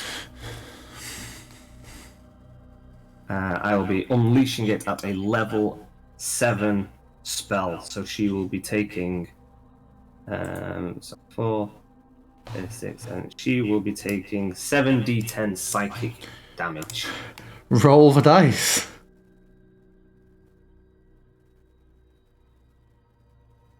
I should roll it. Mm-hmm. Oh, and that would presumably be including my thing as well. And the spell continues, and at the end of each of her turns, so she takes that at the end of each. Yeah. So she mutters for a moment, but within like a second or two, it's just raised to screams. You see blood just rapidly begins to pour from her eyes, ears, nose, and mouth, and she seems to be trying to push something away for a moment before clawing at herself. You hear a scream or something, a word that almost sounds like daughter, and she falls to the floor, dead. Does anybody come in? Yeah, Ernst comes rushing in about a few seconds later. Just sees you, presumably still stood at the fireplace, the lady on the floor, and he will make to turn to run out the room. Would you like to oppose initiative against him? Sure can. Let me just drag you onto this map. There's Bart. There's Ernst. Let's chuck them both in a combat. He rolled a 2. Okay, yeah. You go first. Scorch and ray him. Well, no, I'm not going to Scorch and ray him straight away, actually. Okay. What I want to do, I just want to check. So I'm not sure whether I did or not. Can he roll me a wisdom saving throw? I want to get his true name. You probably can't. Let's have a look. And he has to roll it with disadvantage as well. Yep.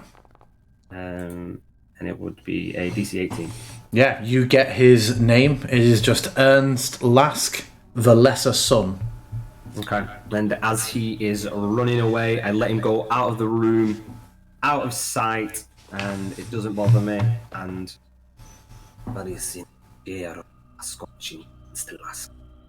I cast Resonant Thing. I don't need to see where he is, and I cast Scorch, and he just immolates in another room. Don't even see him. And as I'm seeing it, I'm just walking towards the door. Roll the damage. On my way out. Let's have a look. Scorching Ray.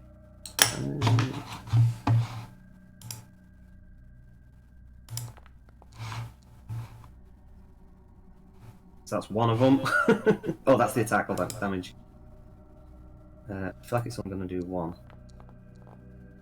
The screams end after a moment.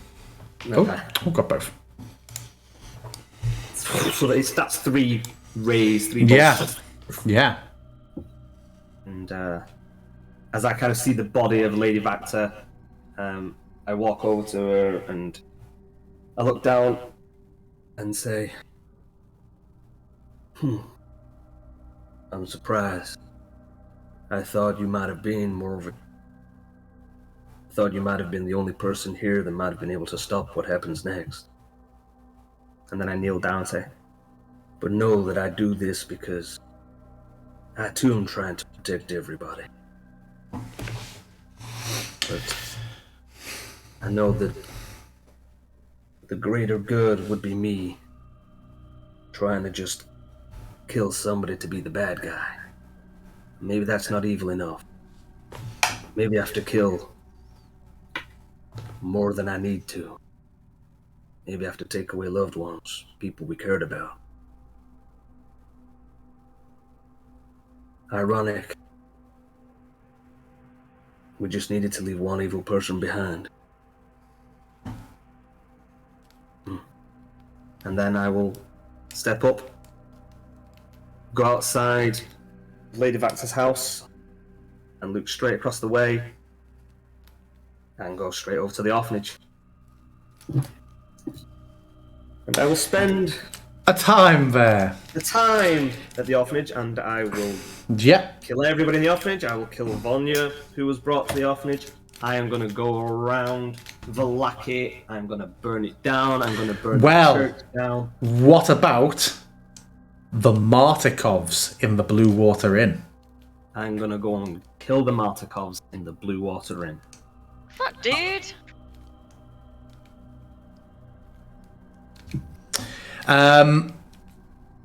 Okay. You.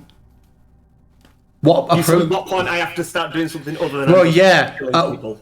Well, you've never spoken about it with the others, but Erwin and Danica and their boys are Martikovs. So one could assume that they too are were-ravens. So would you be wanting to pit yourself against at least 2 were-ravens? And if you were to, you would see that, like, as this violence starts to spill out of just being contained within a building or two, you would begin to see immediately dozens of ravens taken off from the rafters in the Blue Water Inn.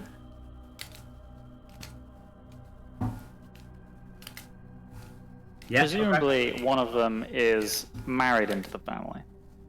Although I suppose they could convert you, couldn't they? You've never asked. If you get pecked by a were-raven, do you become a were-raven?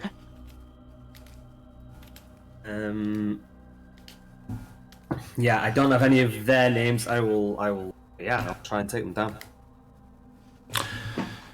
Okay, let me just check the. How many sort of spell slots have you got left? Like, how many sort of big spell slots? I'm sort of looking at how much they. I mean, I cast a level 7 on Lady Vactor. I cast a level 2 on Ernst.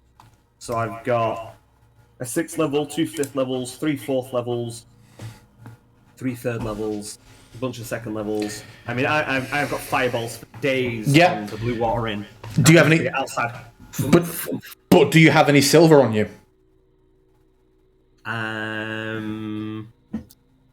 Do I have any silver on me? Because I would imagine you'd have the intelligence to think of this before you engage with your gift of Tenebris, because otherwise you would know that nothing you could do would keep Erwin and Danica down for long. Yeah, I feel like I was prepping for 2 days. Yeah. Knowing what I was going to do. 2 of them, looking at their CR and the HP and how they fight against you, I would say burn half your spell slots and you could take out Erwin and Danica. Then I'll do. Because I literally, do you know what? I'm going to walk inside. I'm going to see who's in there. And if there's like a person that's in there, I'm just going to get their name. If they're at the bar, so that I can just go outside and just fireball from outside. Okay. Because I don't even need to see them. Just basically engulfing the blue water. And then as anybody comes out on fire, then I'll just be like blasting them in the streets. Anybody that comes over, they get a lightning rod. They get something. Okay. A number of ravens do make it away from the inn. Sure. May take off. By this point, guards would be coming. Guards could be dispatched quite easily at this point. I'll fly up into the air. Oh, of course, yeah. And at what point do we end? And also, how long after Halvor left did you start this? Well, I went in. I was dealing with Lady Vactor, so yeah, I reckon. Okay. This probably would have all been happening when he was out of the gates, I imagine. But okay. Yeah. There's probably some fire. Yeah. Okay, Halvor, you make it back to the site of the Fane. Bartandalis, when you have finished your endeavours, do you head back to the Fane? What have I got in terms of spell slots left? If you're talking about annihilating a town, you are tapped. It would take a night's sleep for you to get anything back. You'd be busting cantrips. If you have taken out a town and torched buildings and killed everyone, and you rely quite heavily on your spells, I would say you would absolutely be down to cantrips by the time you've done the entire place. Yeah, then I will just head out, start heading to the Fane. Okay. So, Halvor, you get to the Fane sort of middle of the night. You find Cora there with this large block of amber. And some tiddlywinks. And some tiddlywinks. The following morning, a tired-looking Bartandalis turns up. The black stains soaking into his cheeks. And yeah, he greets you. Well, do you greet him? Greetings, you look like shit. Although I'm starting to think that's your default state.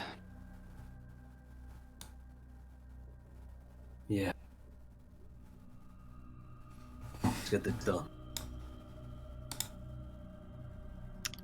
You ready? Do you want? Are you spending time to rest or anything? No, I don't think so.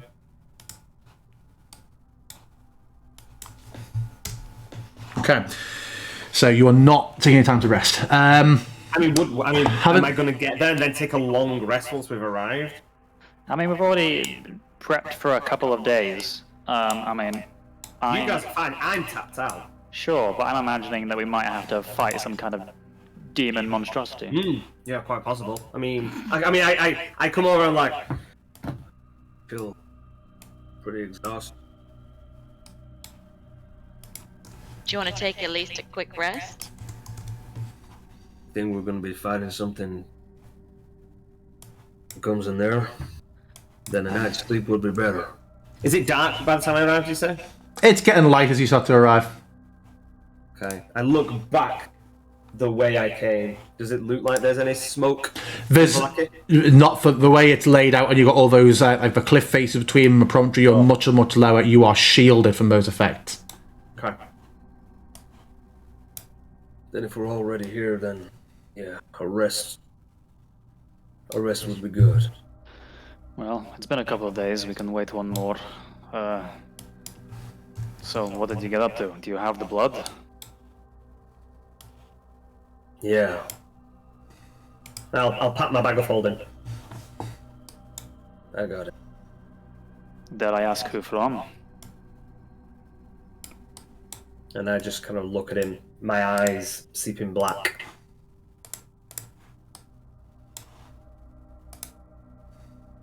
No.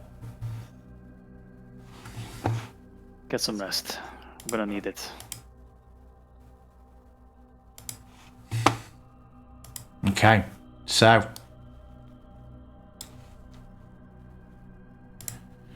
apply a long rest, everybody.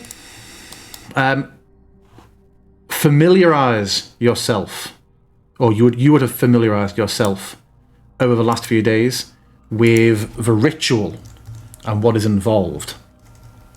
You would. Where is it?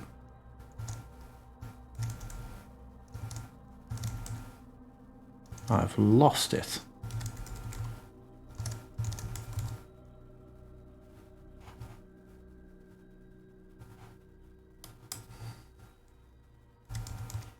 There we go. You would know that a 50-foot circle of salt must be drawn out around the amber sarcophagi. 6 lanterns must be placed around it, equidistantly from the centre. And you would know that you must then read out the entirety of the Psalms of Terror. To stop reading is to fail and to be destroyed. To allow the lanterns to extinguish for too long is to fail and to be destroyed. It doesn't all have to be read by one person. It becomes apparent from the book. But a lot of this is a very, very complex and dangerous ritual.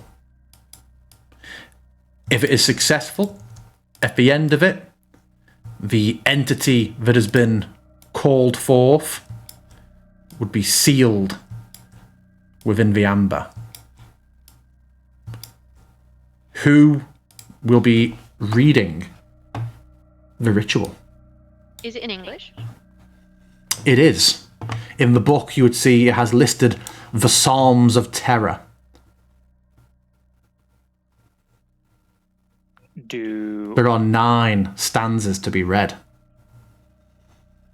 I mean, can we interchange? Line by line? If you all have knowledge of it. We've had enough time that we could probably memorize what we need to say. Okay. And then pray that we don't forget the words whilst it's actually happening.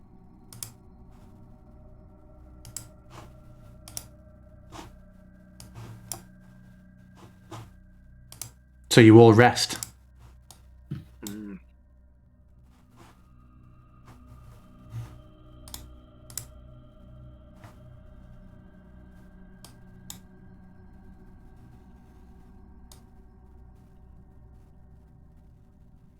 The circle of salt is drawn out around the amber sarcophagi, or the amber block. The lanterns are placed around it. What's everyone doing?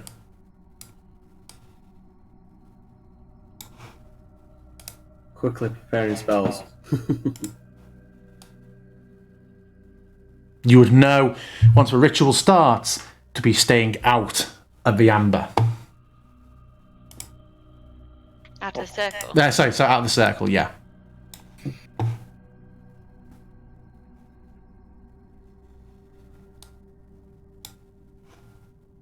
That's a nice amber sarcophagus there, dear. Thanks. Made it myself. Yeah. Nah, my mate Stefan made it. That is technically true. Shite talk. I was like, Stefan, I need this asset transparent, please. Would I know enough that this this kind of like circle with these kind of ritual is not so much stepping over it? Is it kind of like almost like a tunnel? Like I couldn't fly over it or anything? Yeah, you could not fly over it. Just don't pass over it at all. Yeah. Or do. I'll do. Sure. So if we station ourselves equidistant around it as well, then we've got sort of easy access to 2 lanterns each. If they go out, we can help keep those, and there'll be some overlap as well, won't there? Yeah, we send Esmeralda over there. I mean, She has a rest. I'm presuming, DM, that with thaumaturgy, I can. Oh, not with prestidigitation, I can light a torch and stuff, right? You can certainly presume, yeah. Instantaneously light or snuff out a candle, a torch, or a small campfire. It's still an action, but. Yeah. So, who will read the first stanza? I'm expecting it to be Bartandless. Okay. And have we shared it anywhere? Or are we opening it from the? It's you've got it in the Book of Ritual of Amber. You have the Psalms in there, I believe. So have a look. Ritual of Amber. Yep, you've got each of the stanzas character read aloud. And I'd ask you to pause between each of these. Why? Something going to happen between each one, DM, or something? So what are you trying to say? Yeah. Right, bear 1 second. And where is the thingy, Ritual Amber? Where do we open it from? You've got it in your book, in your bag. In my bag? I've got it. Or is it the thing about the shared bag? I think so. I don't know, to be honest. I know that you've had it for a while. Let me just drop it in the chat. Oh yeah, I put it in Discord. Yeah. Let's have a look. Oh, how do I? Why can't I link it? Sorry, I'll just do it from Discord. Cool.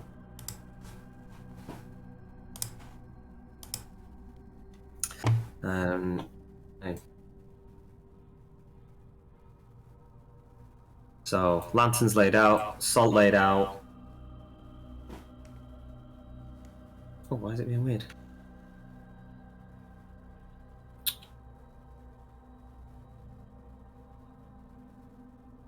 Begin reading. The Psalms of Terror progress all the way through. Do not stop lest you forfeit your soul. Okay, I look around at everybody. We all ready? Are we going to do this in a certain order?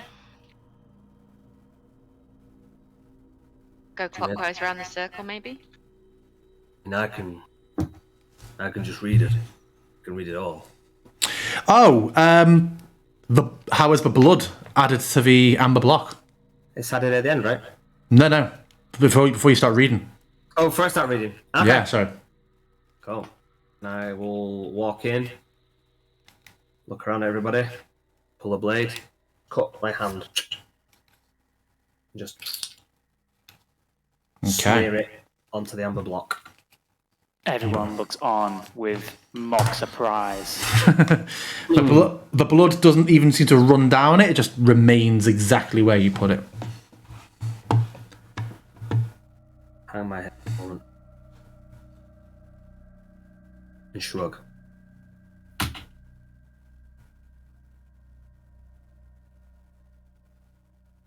Okay. The great evil, for its bread, mills our bones. You feel a ponderous weight press upon you all, as if the world itself were crushing you into dust. And immediately, the sky begins to darken. Can everyone please roll me a DC 13 Constitution saving throw?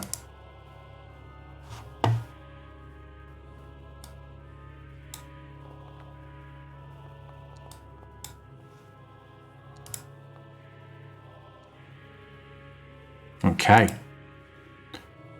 You may proceed.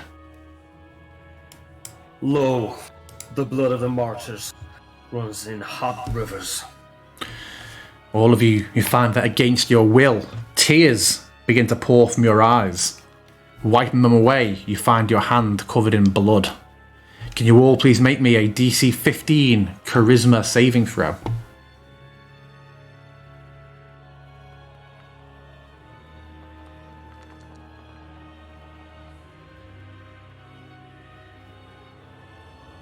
Okay. You're all good. Shrouded a sanguine evil lies in wait.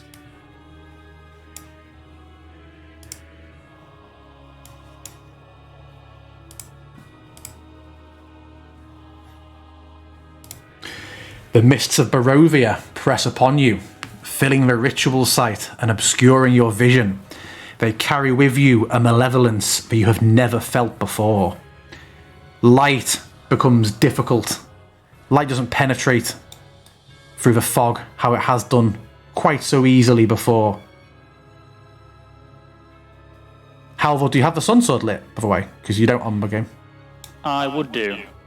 The max is if the max is bright 30, can I do that much or no? Yes. So this would be what it would be.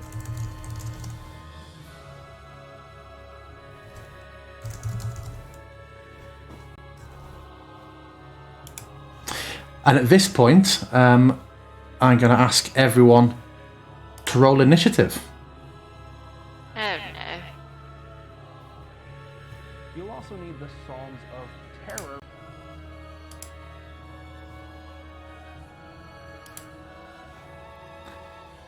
Have you been able to add yourselves in, or do I need to add you in? You have to add us. No active encounter.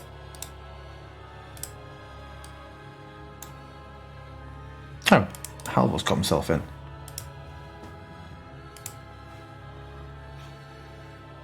And he paid for it with terrible initiative.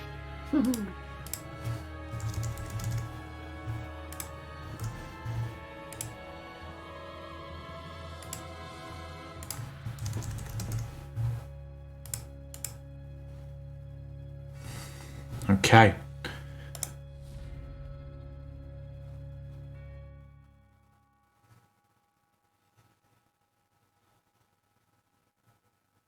Next up, you can continue reading Bartandalis. Our endings are nigh, and fear covers all.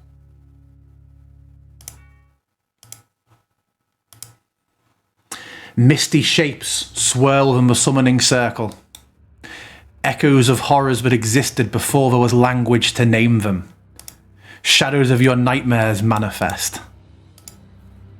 And your soul is filled with an animal's terror. Can everyone please make a DC 19 Wisdom saving throw?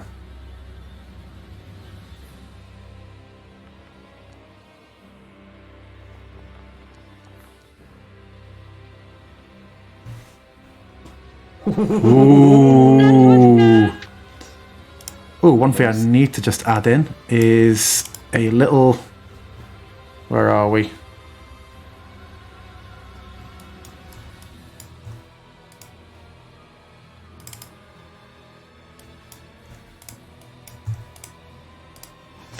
So I was just sorting out the light source for the lanterns. Just needs to be popped back on there.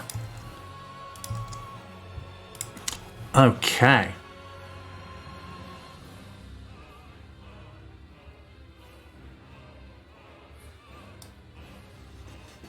Next, Bartandalis.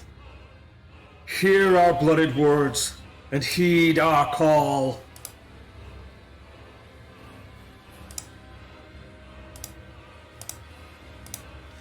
The very air itself rumbles with the fury of a god, and the grey mists become crimson. The air thickens with the lifeblood of the damned.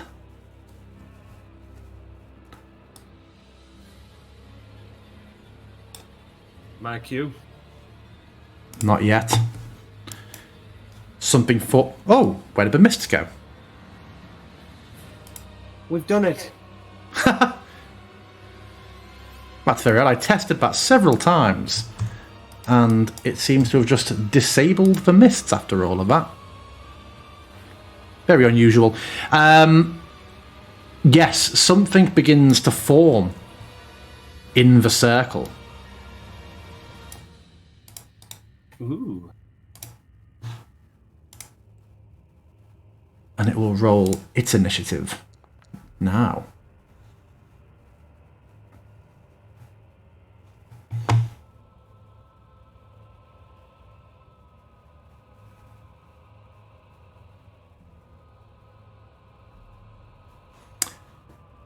Continue, Botandalis. As you go to speak, you find that the where is it? Yeah, you find that the red mists just leap towards your mouth and your throat, and they're trying to force themselves just like into your eyes and your mouth. It is difficult to speak.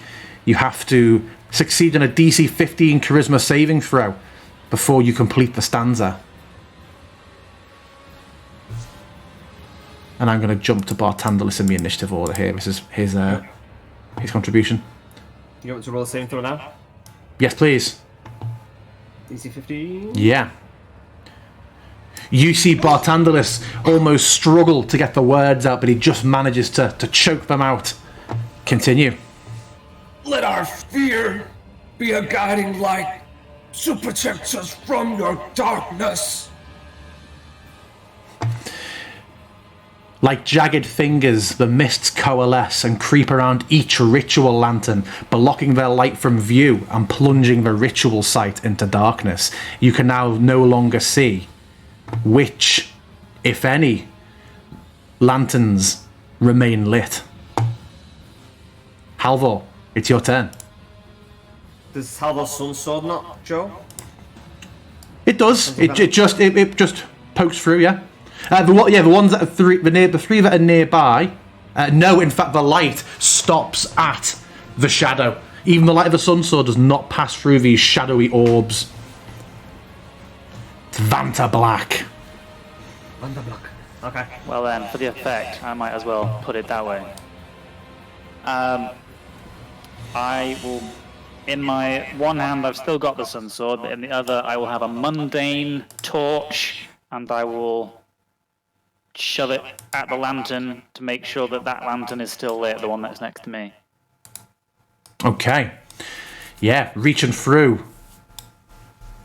Your torch licks. You feel your torch connect with the opening of the lantern. You can't see into it, but after a few seconds, you withdraw your torch. And I will do the same thing again, but run around to the one on this side. Okay. And that would be it, I think. Just want to keep the torches lit. Would you spread the word that that's what we're trying to do to everybody else? Well, from reading the book, we know we've got to keep the torches lit, so if I can't see them, I'm just going to assume that there's a risk and shout, "The torches, not the torches, the lanterns, be careful." I presume we would have all had, knowing that we were in charge of keeping the lanterns lit, we would have all had some lanterns, so... Yeah. That's fair. Sure. But yeah, that's it from me. Bartandalis. I will plunge a torch into this one nearby me. Are you saying that we can't see the ones that are nearby, or are they just dark? But it's very dark. Yeah, you cannot see. Or you see the shadow orbs, but you can't see the lanterns within all their light. Okay, so I'm not moving place. I'm going to light this one, and then I'm going to use Prestidigitation as an action to light the other one. Does Prestidigitation have a verbal component? If it does, 1 second. I don't know if it does actually. 1 second. I don't know if it does. I'm going to check. It does. So no, I will not do that. Okay. Yeah. So then I will move over because I don't want to break the stanza and start saying different stuff. He let us just plunge the torch in and light these ones as well in the same go. Yep. Okay, and then I will light mine as well. Okay. Do you read? Not until... Ooh. I feel like I wouldn't until they've lit You would know from having studied it that if a turn passes, if a round passes where a stanza is not read by someone and the ritual is not continued, it ends badly. Okay. Your well, soul, yes. as you read, was forfeit. Okay, sure. Then we shall follow. Whoa. DC 50. We've got to make that DC 15 charisma saving throw first. Shall follow.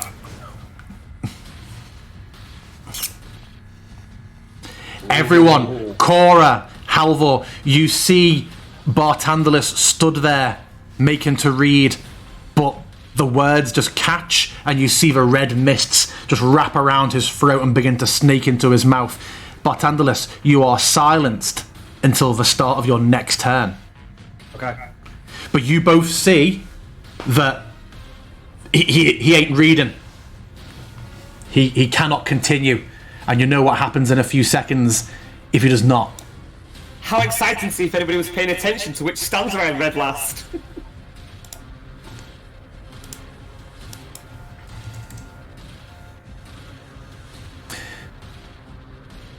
You hear hisses from within the red mists behind you.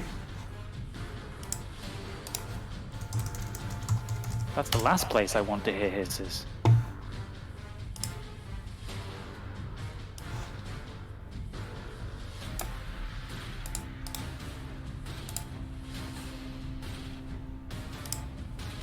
Behind you, Halvor, you see a figure slinking towards you. Fangs bared, looking feral, gaunt, just deep black raised veins running up the arms and neck.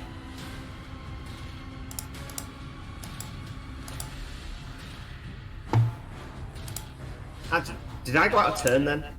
No. I've jumped down past. I jumped down to you for your part. So now we're at the top of a round. Esmeralda. Turns, would they have not been lighting theirs before I got to my turn? They did. Oh. Everyone's lit. Ez, seeing you stuck, is going to run over, and she just wrenches the book from your hands.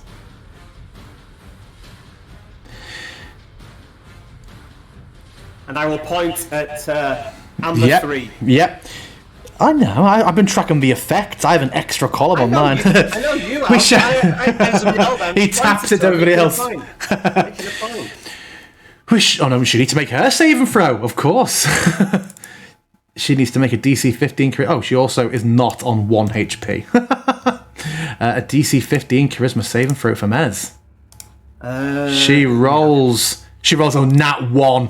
Esmeralda grabs the book. Cora, Halvor, you see her begin to read, but she herself begins to just be wrapped around the same just coil of red mist. The ritual is very near to being broken. Running up from behind you, Halvor. A lone vampire spawn. Bitch.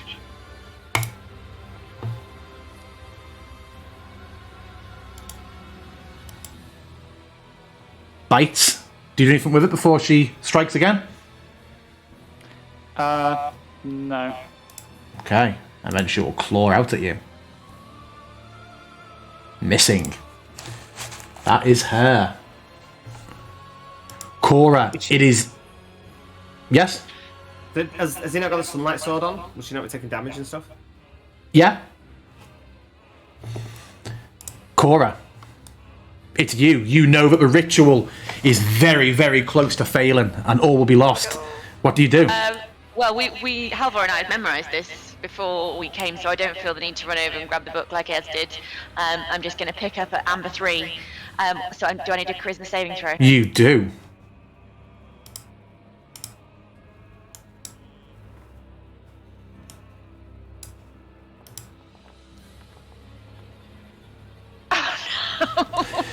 The mists reach out and wrap around you. You too are silenced until the start of your next turn. Can I still do an action? That was your action to read the psalm, or to attempt to read the psalm. The shadow in the centre drifts towards you, Barthandelus. And this particular shadow just passes out through the circle of salt.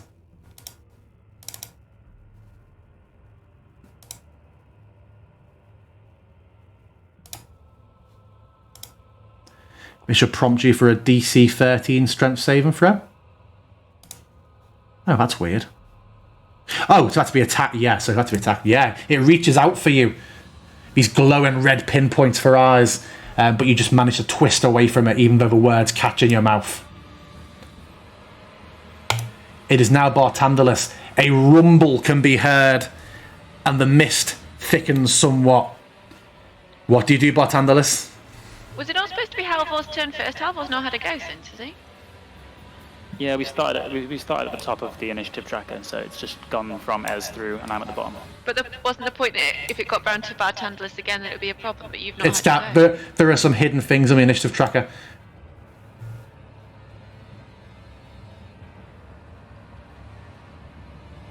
But yeah, why didn't you go before after Barty read his thing? I think you just went straight to Esmeralda at the top. Oh, did I? Yeah. Go on, Halvor. Go on, Halvor. Have a go on, Halvor. Have a freebie. Well, I'm going to do the same thing. If it's going to take my action, I'm going to straight up ignore the vampire spawn. And I'm going to try and read from memory stanza 3.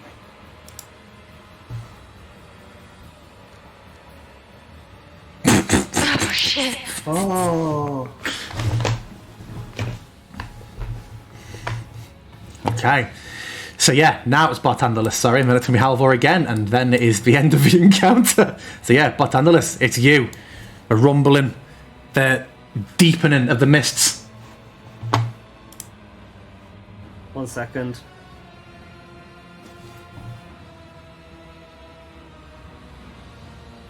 Ah. I mean, well, that's it. It's done though, right? No. Do you I have can't a go? speak. You said I need to... Until it was your turn. Yeah, until your next turn. Yeah, to start your next turn, which is now around. I thought you said until the end of my. No. The start. No, because it could be endlessly. It could be endlessly chained in that case. Yeah. So it is now. Hey, shit. Guide Come on, myself. Becky. Can I guide myself? No. Which I don't. Oh, guide doesn't do anything. Doesn't even do saving throws. Should have blessed ourselves beforehand. I will. Can I use Tenebrous' Dark Power? Because I've not used one for a long time. We inspirations. We kind of dropped from that system. What are you looking to use from him? I will close my eyes and say, We need to get rid of him, so that you and I can do what we must. Give me the power of your voice and your command in this.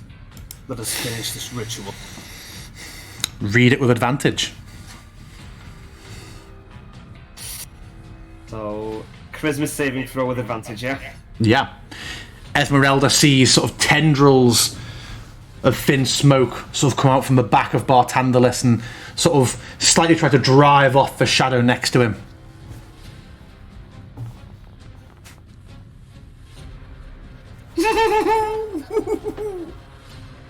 And then I will say, We shall follow our path, narrow and true, through the valley of your malevolence. as Tenebrous' voice starts coming through mine. Yeah, the mists swirl to and fro before your eyes in disorienting patterns. They seem to invade your mind and attempt to pull you off course.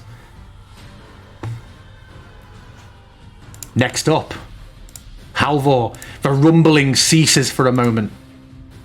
And now it's you. Now that we're acting in proper initiative, only one stanza can be read in a turn. You can't all blast out in 6 seconds. So the actions you take the rest of the turn are not continuing. So there's other things for you to deal with. So basically, if I fail, then somebody else has to do it. Exactly. Right, yeah. Okay. Exactly. Yeah. I am going to grapple the vampire spawn. I will drop the torch that's in my one hand and try and grapple the vampire spawn. Okay.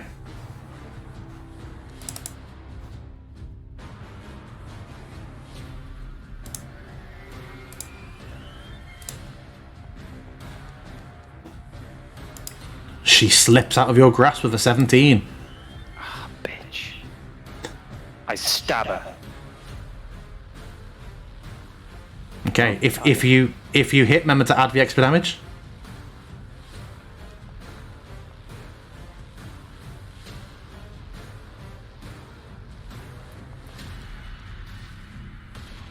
Whew. Yeah, a big hit. And as a bonus action, I'll have a surge of adrenaline. Okay. And that will be that.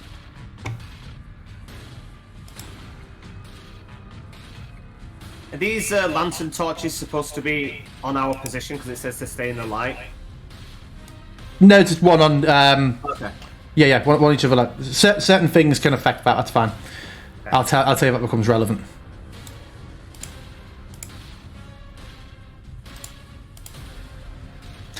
Esmeralda is going to step around and try to attack this shadowy creature that assails Bartandalis.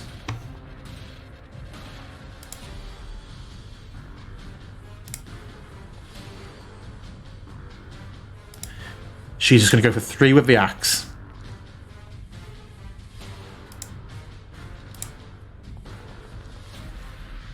Oh, not bad hits. Okay, yeah, she hacks away. The vampire spawn, immediately having a bad time in the face of even the dimmed effect of the sun sword, it is going to attempt to run from Halvor and go to his smaller looking companion. Will Halvor react? I will use a reaction.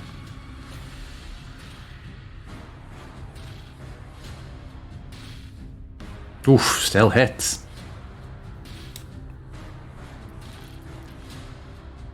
Oof, looking desperate. It is going to try and claw out at you twice.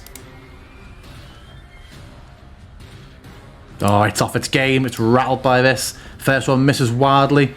Second one misses wildly. That's it. Cora, what are you doing? Well, seeing. Oh, sorry, Cora. Sorry, Cora. Before you do.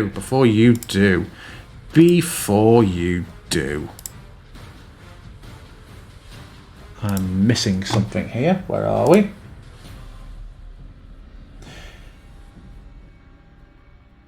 A shadowy hand reaches out from the circle and goes to strike at Halvor. This should attack land correctly. Oh, but Halvor, this huge shadowy hand just lunges out and you manage to twist away from it. This is a big fucking hand. Yeah, something tried to burst out a hand from the circle itself. Cora, it is your turn, sorry. So, can I see across the circle or not? It is very obscured on account of just this miasma of swirling souls. In that case, I'm going to just go for the vampire spawn in that case. Okay. Fire arrows at the vampire spawn.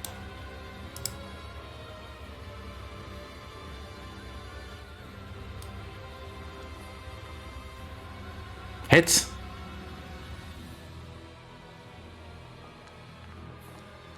Oh shit, I didn't roll damage again. Hold on. Oh no.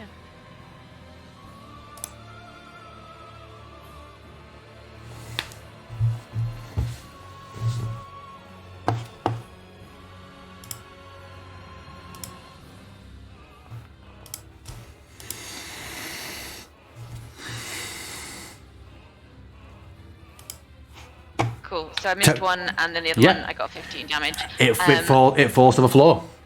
Oh, fab.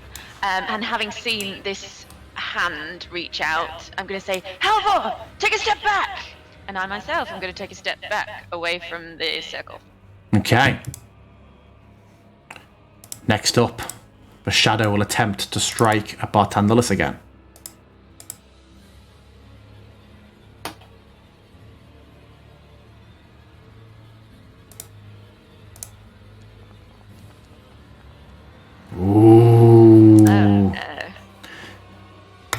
shadows wraps around his throat.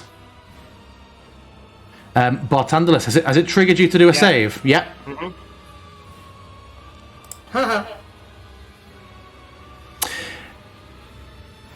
You are grappled, and you immediately begin to suffocate. You cannot breathe, and therefore you cannot read. Cora, you see that Bartandalus... Well, if he manages to escape from his grapple, it's still an action to read a stanza. So yeah, you see that Bartandalus is once again at risk of not completing his stanza.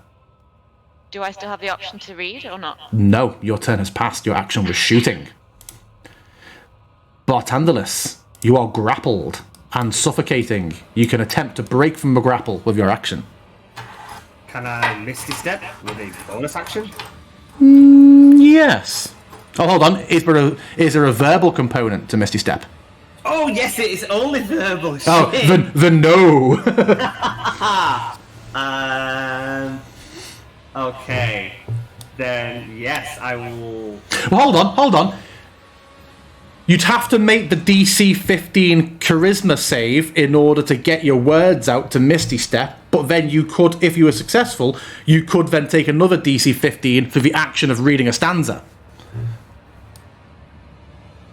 Oh, okay, right. Okay. So it's the charisma check is just if I try to do something with verbal. Yeah, if you try to read a stanza or cast a spell with verbal component. Okay, then I will try to do a Mystic Step first. Okay. 1 second then. Second. I'm presuming I don't have the benefit of Tenebrous now. No. It's just a one-off, yeah. It was. So yeah, DC 15 charisma save.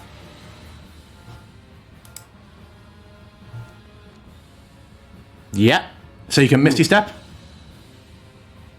Phineas Sintaras. I go poof. 1, 2, 3. Oh, you should have cast it. It was a cool teleport effect, remember? Oh, yeah. I'm gonna cast it. Yeah. Alright.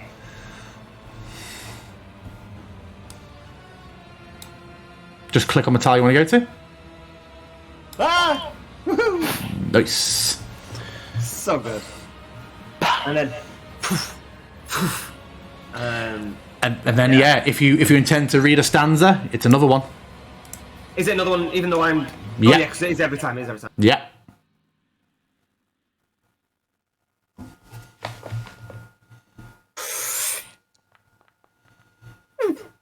Ooh, nice. Oh, man. Neither darkness, nor blood, nor blight of death shall hold us in our stead. The mists thicken and swirl faster on the ground. Tendrils flare wildly as if grasping at your legs and feet. The entire ritual area, which is the circle and the fane, everywhere becomes difficult terrain.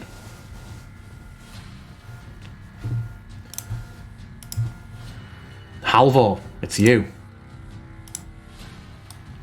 I'm gonna grab my torch off the ground and hold it to this lantern next to me again to make sure it's lit. And then I'm gonna struggle my way over to the next nearest lantern. And As you begin to walk, the mists that swirl and weave these disorienting patterns, I need you to make a DC 15 wisdom saving throw before you travel. Oh, okay.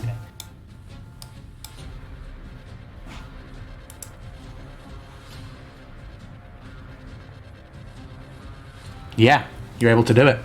Mr. Nat 20 this session. Oh, nice. I hold the torch to the second lantern, and that is the end of my turn. Okay. Sure you don't end it so close to the circle again?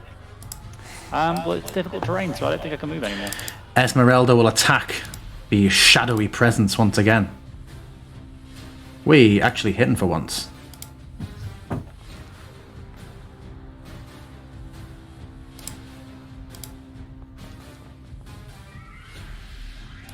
She hits once, twice.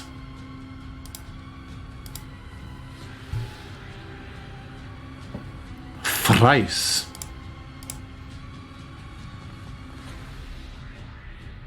Still not gone though.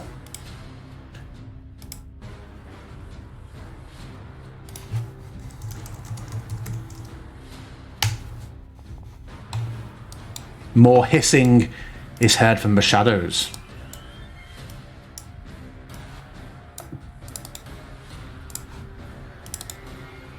As vampire spawn emerge. Cora, it's you. Oh, I'm gonna go for the vampire spawn closest to me.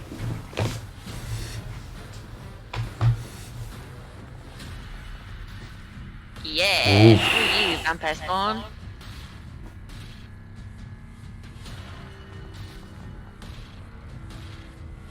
Oh, that wasn't as impressive as I'd hoped, but still. I'm gonna go again.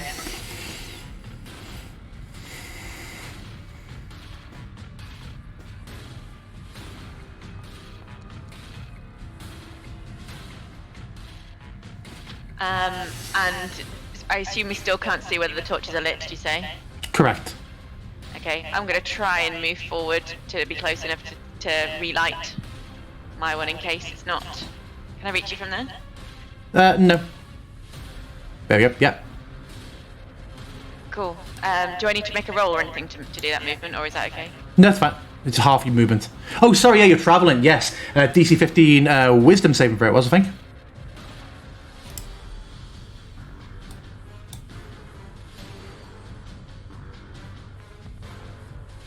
Okay, so you were there. Roll me a d8, please, Cora.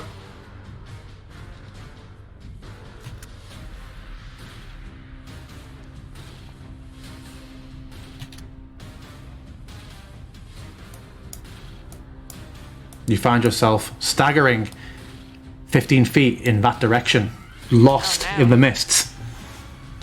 Okay, next up is the lone shadow who turns his attention on Esmeralda to attempt to choke and shadow her. Misses. Bartandalus, it is you. Okay. What's happening with the lamps? They're all still there? Oh, yeah. I thought you said and thingies was in darkness. But they've all been surrounded by darkness this whole time. That's why you're all just like gambling to relight them. Oh, okay. Right, so it's not okay. Sure. But they're all lit at the moment. Yes. We don't know. They're in darkness. We can't see them. I will tell you when you need to be concerned about the lanterns, don't worry. Oh, okay. Yeah, it just confused me a bit. Okay, so I guess let's just roll charisma saving throw.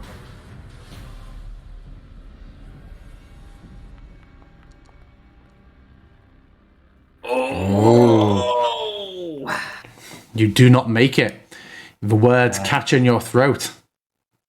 And as a bonus action, so am I choked for saying anything? Yes, anymore? Anybody tried to you say are. anything? Yes, Okay. yeah. So I am going to, because this has got a verbal component, I'm going to cast as a bonus action. I'm going to try and cast. No, because sorry. Once you failed, you are silenced till the end of your turn. Into your next turn. Okay. That's why before, because you succeeded on the first one, you could gamble on the second one. But yeah. Gotcha. Okay. Right, then. Yeah, that is me.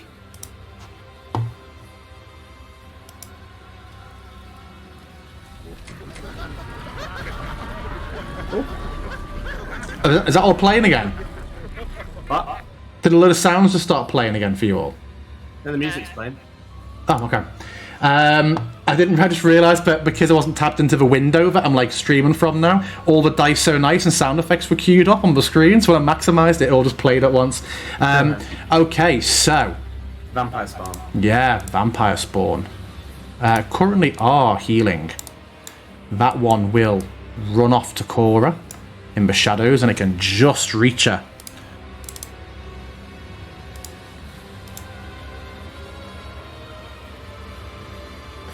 First one misses. Second one, nat 20. Takes Cora hard across the back for not much damage. As she's trying to get away, she's like stumbling through the mists. This one comes up and attacks Bartandalus.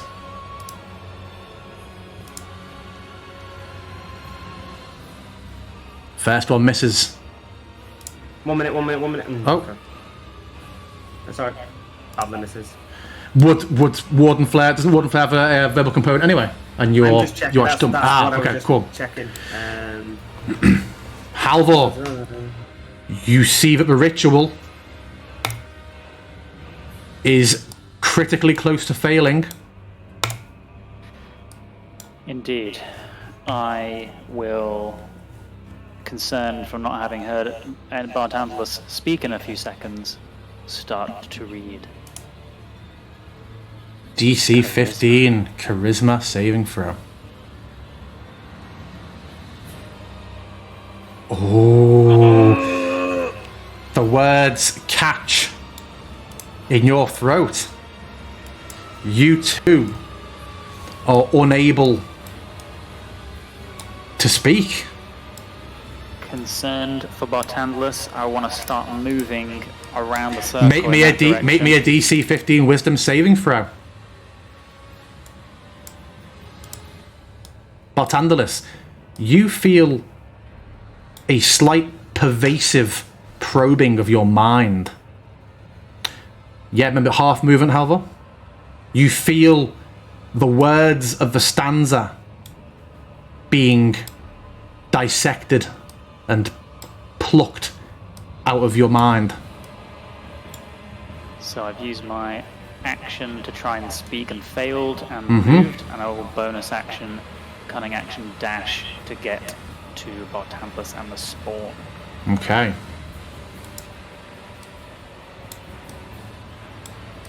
And that will be it.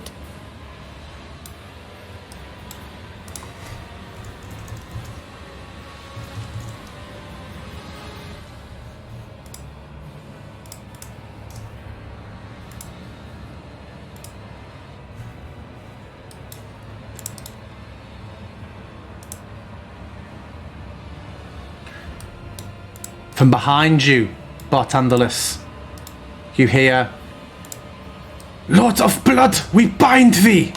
Thus may your name be forgotten evermore!" Is that Rudolph Van Richten? And Van Richten, holding a lantern in front of him, struggling against the miasma, staggering over towards you all. The world shudders, and you feel 1,000 needles pierce your skin. Rivulets of blood float from your wounds and rise into the air. They coalesce and begin to take shape. Vampire emerges in its final last-ditch effort to remain free as its aspect takes shape. Two glowing red eyes flare in the darkness before you, and a set of razor claws unfurl. The aspect of vampire is manifest. Every living creature in the ritual area takes 2d8 necrotic damage. There is no save as your blood is drawn out into the center. You each take 3 damage. That was 2d8, 3. Yep. Should we play that ourselves? Yes, please.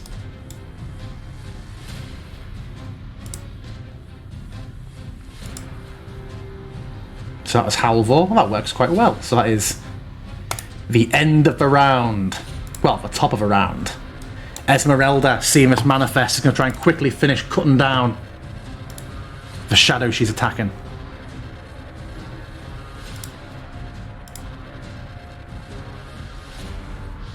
She finally kills it. That's all she can do.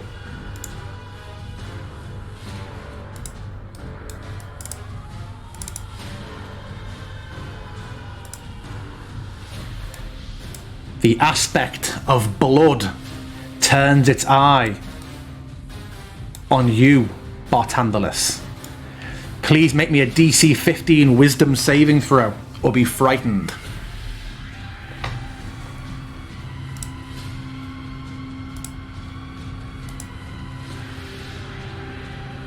Oof, you feel yourself quake for a moment, but you manage to resist. Cora, it's you.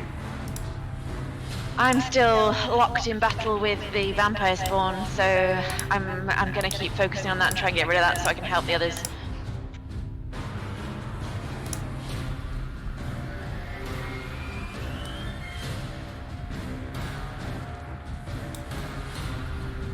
got some serious spin on that dice. I didn't knock on my side. Yeah, and again.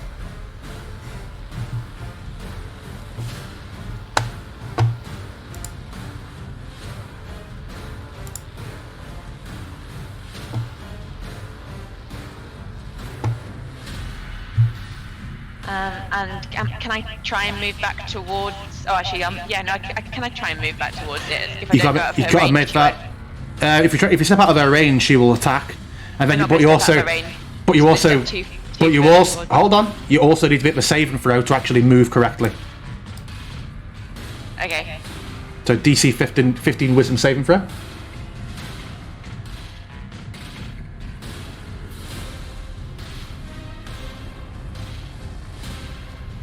Yeah. Where you going? Just to there for now. Okay. Bartandalus, you have reached the end of the ritual. The ritual is complete. Vampire stands before you. It is your turn. I'm not entirely sure what to do. Do I still have to do a charisma saving throw to cast a verbal spell? Yeah, nothing has changed environmentally. Okay, but we've completed the ritual. But we're just not sure what happens at the end of the ritual. It looks like it has aggressive intent towards you all. Oh, sure, for sure. I am going to see if I can speak. You got some aspect art. Yeah, good shout, good shout. Ah! Nice. Changed my mind.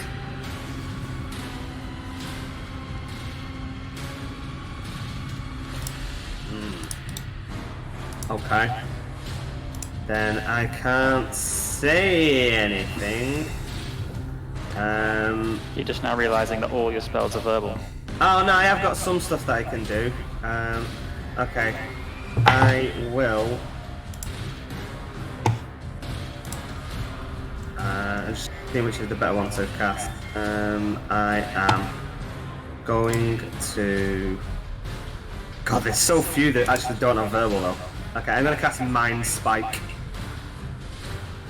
Dangerously. You reach into the mind of one creature you can see within range. The target must make a Wisdom saving throw, taking 3d8 psychic damage on a failed save or half as much damage on a successful one. Failed save, you always know the target's location until. Yeah. And so cast it on it. Just double check. And I will upcast it as well.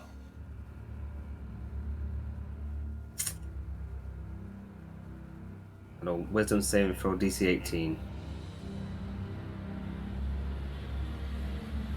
Yeah, you can press that. Yeah, then I press damage. Yeah. Okay.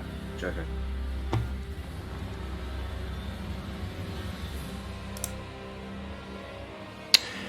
It fails. However, as your spell begins to pervade and around its mind, you just see this almost crystallized blood build up around it for a second and then shatter, failing your spell as it burns off a legendary resistance. Boo! What's had legendary resistance? Strahd had some, but you literally took him down without doing anything that required him doing a saving throw. Anything else from you? No, that is me. Okay. I'm gonna start climbing up on top of this rock. Okay, make me a DC 15 charisma wisdom saving throw to see if you can travel. Oh yeah. Without being disoriented. You do, and she will make an attack opportunity as you step out of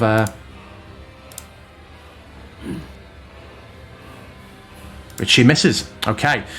Cora, can you please make me a let me just remind myself what DC it was. Can you please make me a DC 19 strength saving throw, Cora? Probably In fact, not. sorry, first of all it needs to land the attack. My bad.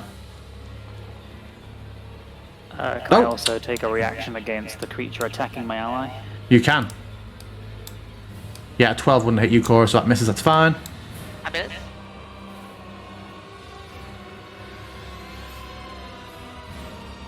Yep, extra damage on that as well. This We will end this at half past as well, mainly because I know this will go on longer than any reasonable amount of time that Cora would allow.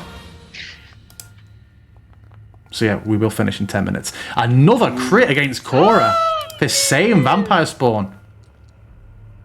But then 1s and 2s, so Yeah. screw it. Do you want to pop your multi-attack defense on before she attacks again?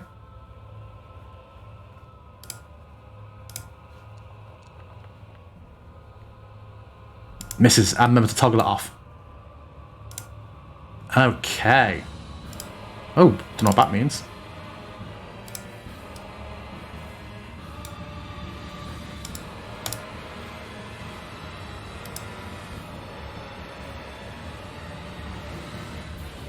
Bartandalus, can you please make me a DC 19 Constitution saving throw?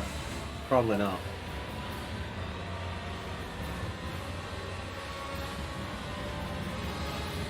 Oof. That rolled a 19 on mine. Bullshit.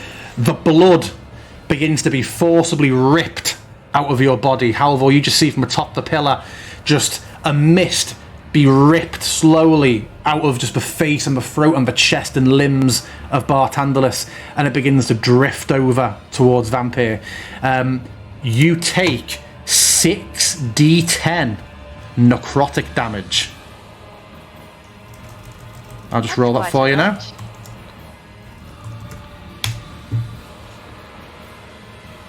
Nice. You take 27, and which I'll apply to you now. And also, your Constitution is reduced by 2. Oh, good lord. Which I will now take down to 10 for you. Why is it prompted a Constitution saving throw again? Concentration, I don't know, probably because your health went down. So it's fine, you don't need to do another one. And it will drift over to the edge of the ritual circle. Vampire Spawn does not heal because it's near the Sun Sword. Immediately takes 20 damage because it is near the Sun Sword. And then it will try to strike at Halvor. I should also have added Van Richten into the initiative. Still Vampire Spawn's turn. Okay, it's going to claw twice at Halvor.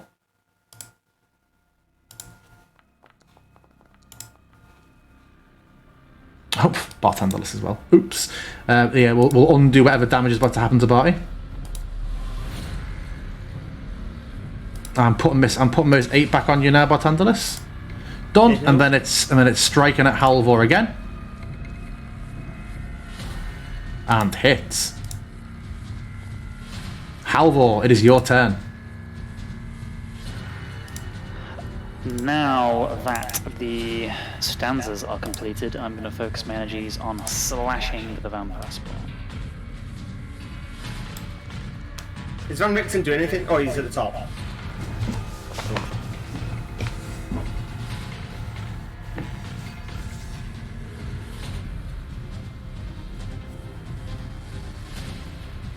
Yep, hits. Remember the under damage?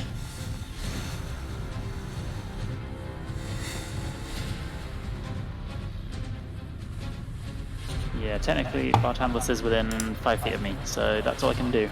Okay. I will... Actually, should have readjusted first. I will try and move. Okay, DC 15 Wisdom saving throw.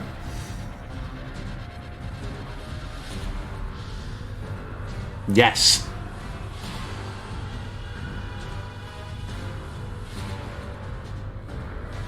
To there. Okay. Top of the round. Esmeralda is going to try and make her DC 15 Wisdom saving throw. In fact, no, she is not. She's going to not to move. She's going to make her DC 15 Charisma saving throw.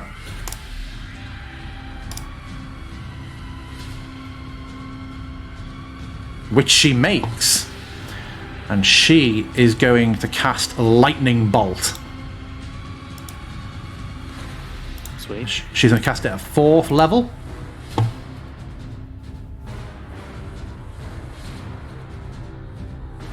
And it's going to try and blast Vampire.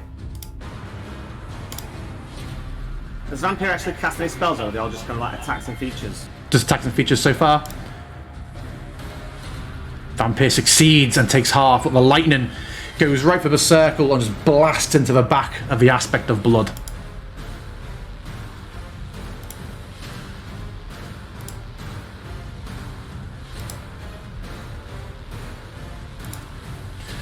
Vampire turns and looks at Esmeralda. She is going to have to make, well, first of all, attacked. Hits. So, the damage comes in. Ez needs to make a... Oh, it's prompted it, but... that's weird. It's told me it's prompted it, but it hasn't actually done it. I'm hoping it isn't. What did Ez cast Lightning Bolt? Ez cast Lightning Bolt. She did. Beforehand? She did, and she passed. Did you go for a wee? She passed it with a 16. Okay, it didn't show. Okay. For some reason, it isn't showing her save and throw. It's showing that she did one, but it hasn't. Failed. The shadowy hand reaches out, grabs Esmeralda, crushes her, and rips her 30 foot towards Vampire, entering the circle. What? Ah, shit. Very, very horror movie on the front, dragged. Next is Van Richten. Van Richten just marches up behind this vampire spawn with his sword cane, just attacks it 3 times. First one is a nat.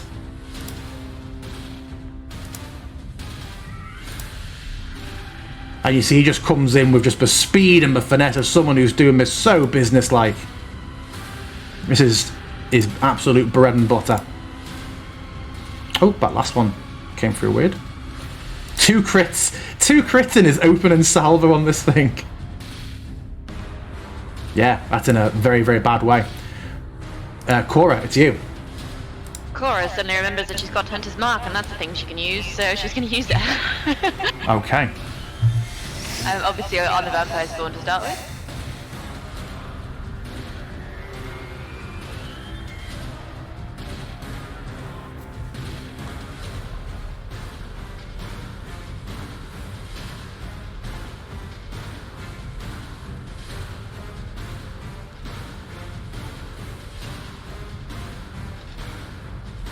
How's she looking? Not great at all.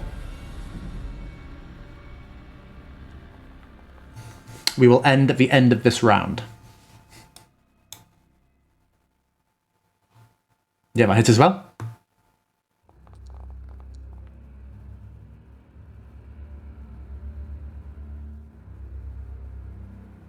Yeah, not looking good at all. She's still up. She is. Right, I'm going to try and take another... Yeah, I'm going to move away from this time. DC 15, wisdom saving throw. Yeah.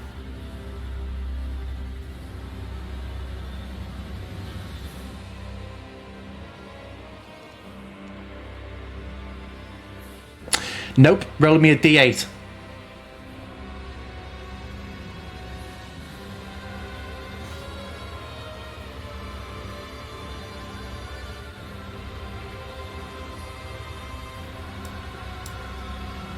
As you step away, oh no, it's forced movement, so no. You stagger off again. Oh god. Yeah. Away. Bartandalus, it's you. I'm gonna try and speak. DC 15 charisma. You cannot speak. Oh, that's a 16 on my dice again. Fuck this shit. 1 second. Can I see where Cora is? No, Tomb of Dark too far. Okay, I guess I'm gonna just attack Vampire again with yeah. With Mind Spike? With Mind Spike. Oh, good old non-verbal Mind Spike, yep. Good old non-verbal Mind Spike. Oh no, hold on, yeah, it did last time, just legendary, didn't it? Yeah. Okay, don't know when it's got, but we'll see. Let's burn it. Okay.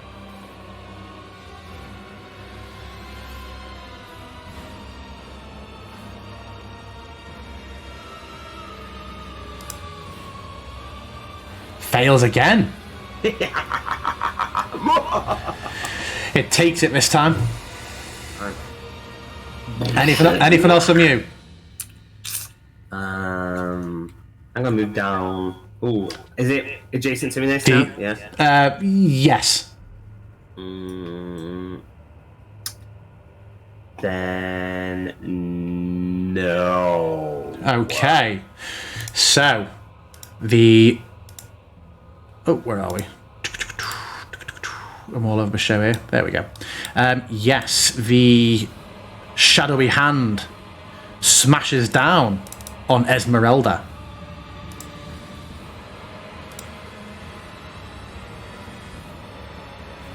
But it misses. Next up, the vampire spawn. It does heal. And it makes to attack. That one is. The other one is not in the range of a sun sword. Oh, the one at Cora's. Yeah. And to attack Cora twice. Ooh, another big hit. This one's rolling high. Just not on the damage. First one hits. Apply multi-attack defense. What's Cora's health like? Because it's not showing her bar again. Fine. She's fine. Yeah, not too bad. Second one misses. The aspect of vampire drifts over Esmeralda. Attack of opportunity. Sure. Are you hitting it? Are you trying to cast a... Oh, no. You're not casting a verbal spell. I know I'm not casting a verbal Yeah. spell. What have you... Something else. Yeah, I've literally nothing. I can only just melee it and it use my reaction, so I'm not. God damn, man. Okay. Vampire just disperses slightly its lower half, which begins to settle over Esmeralda. I'm just going to move for purpose of rolling. Esmeralda needs to make a DC 19 Wisdom saving throw whilst on the floor. She does not. She is stunned until the start of her next turn, and Vampire just hovers over her. Next up, this other vampire spawn does not heal, and it does take 20 points of radiant damage being next to the sun sword, and it does attack with disadvantage because it is in the presence of the famed vampire hunter Rudolf van Richten, who has just made short work of it, but it will disadvantageously swing out twice. It misses. And again, it misses. Halvor, you are ending tonight's session. What are you doing with the last action? Some foolish things, I think. I am going to try and move to start with.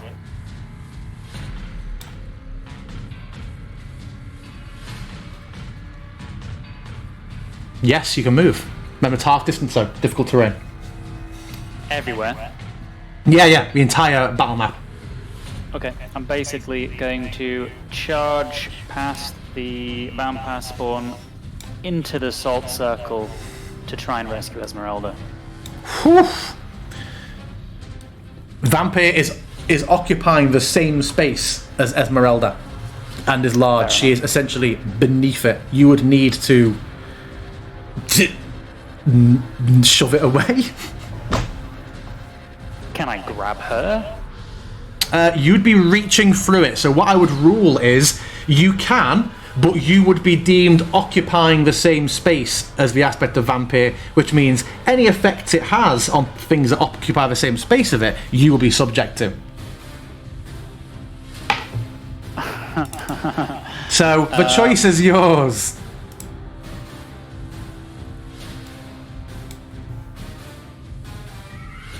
Yeah, I'll do it. Okay. I'm going to try and grab her. Okay. So as you're reaching in and grabbing her, let me just roll 4d6. You're going to take 14 necrotic damage, Halvor, which the aspect of vampire is healed by the same amount, as your blood again is ripped out of yourself and drawn over to it. Does it seem to react to the sun sword at all, being like next to it? Oh, it doesn't give a shit about that.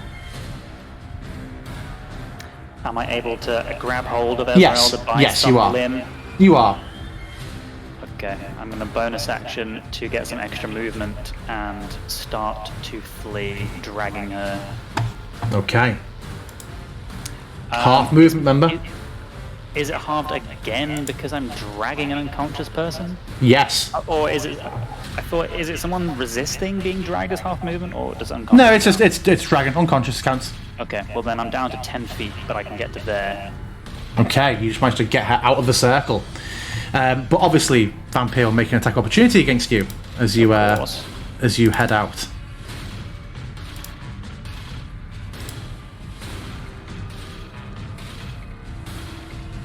Oof, lucky you, because you were getting ripped into the middle and Ez was going nowhere. Okay, so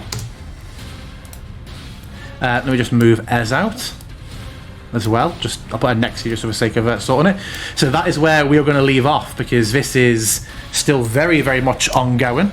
I'm glad we got started with this.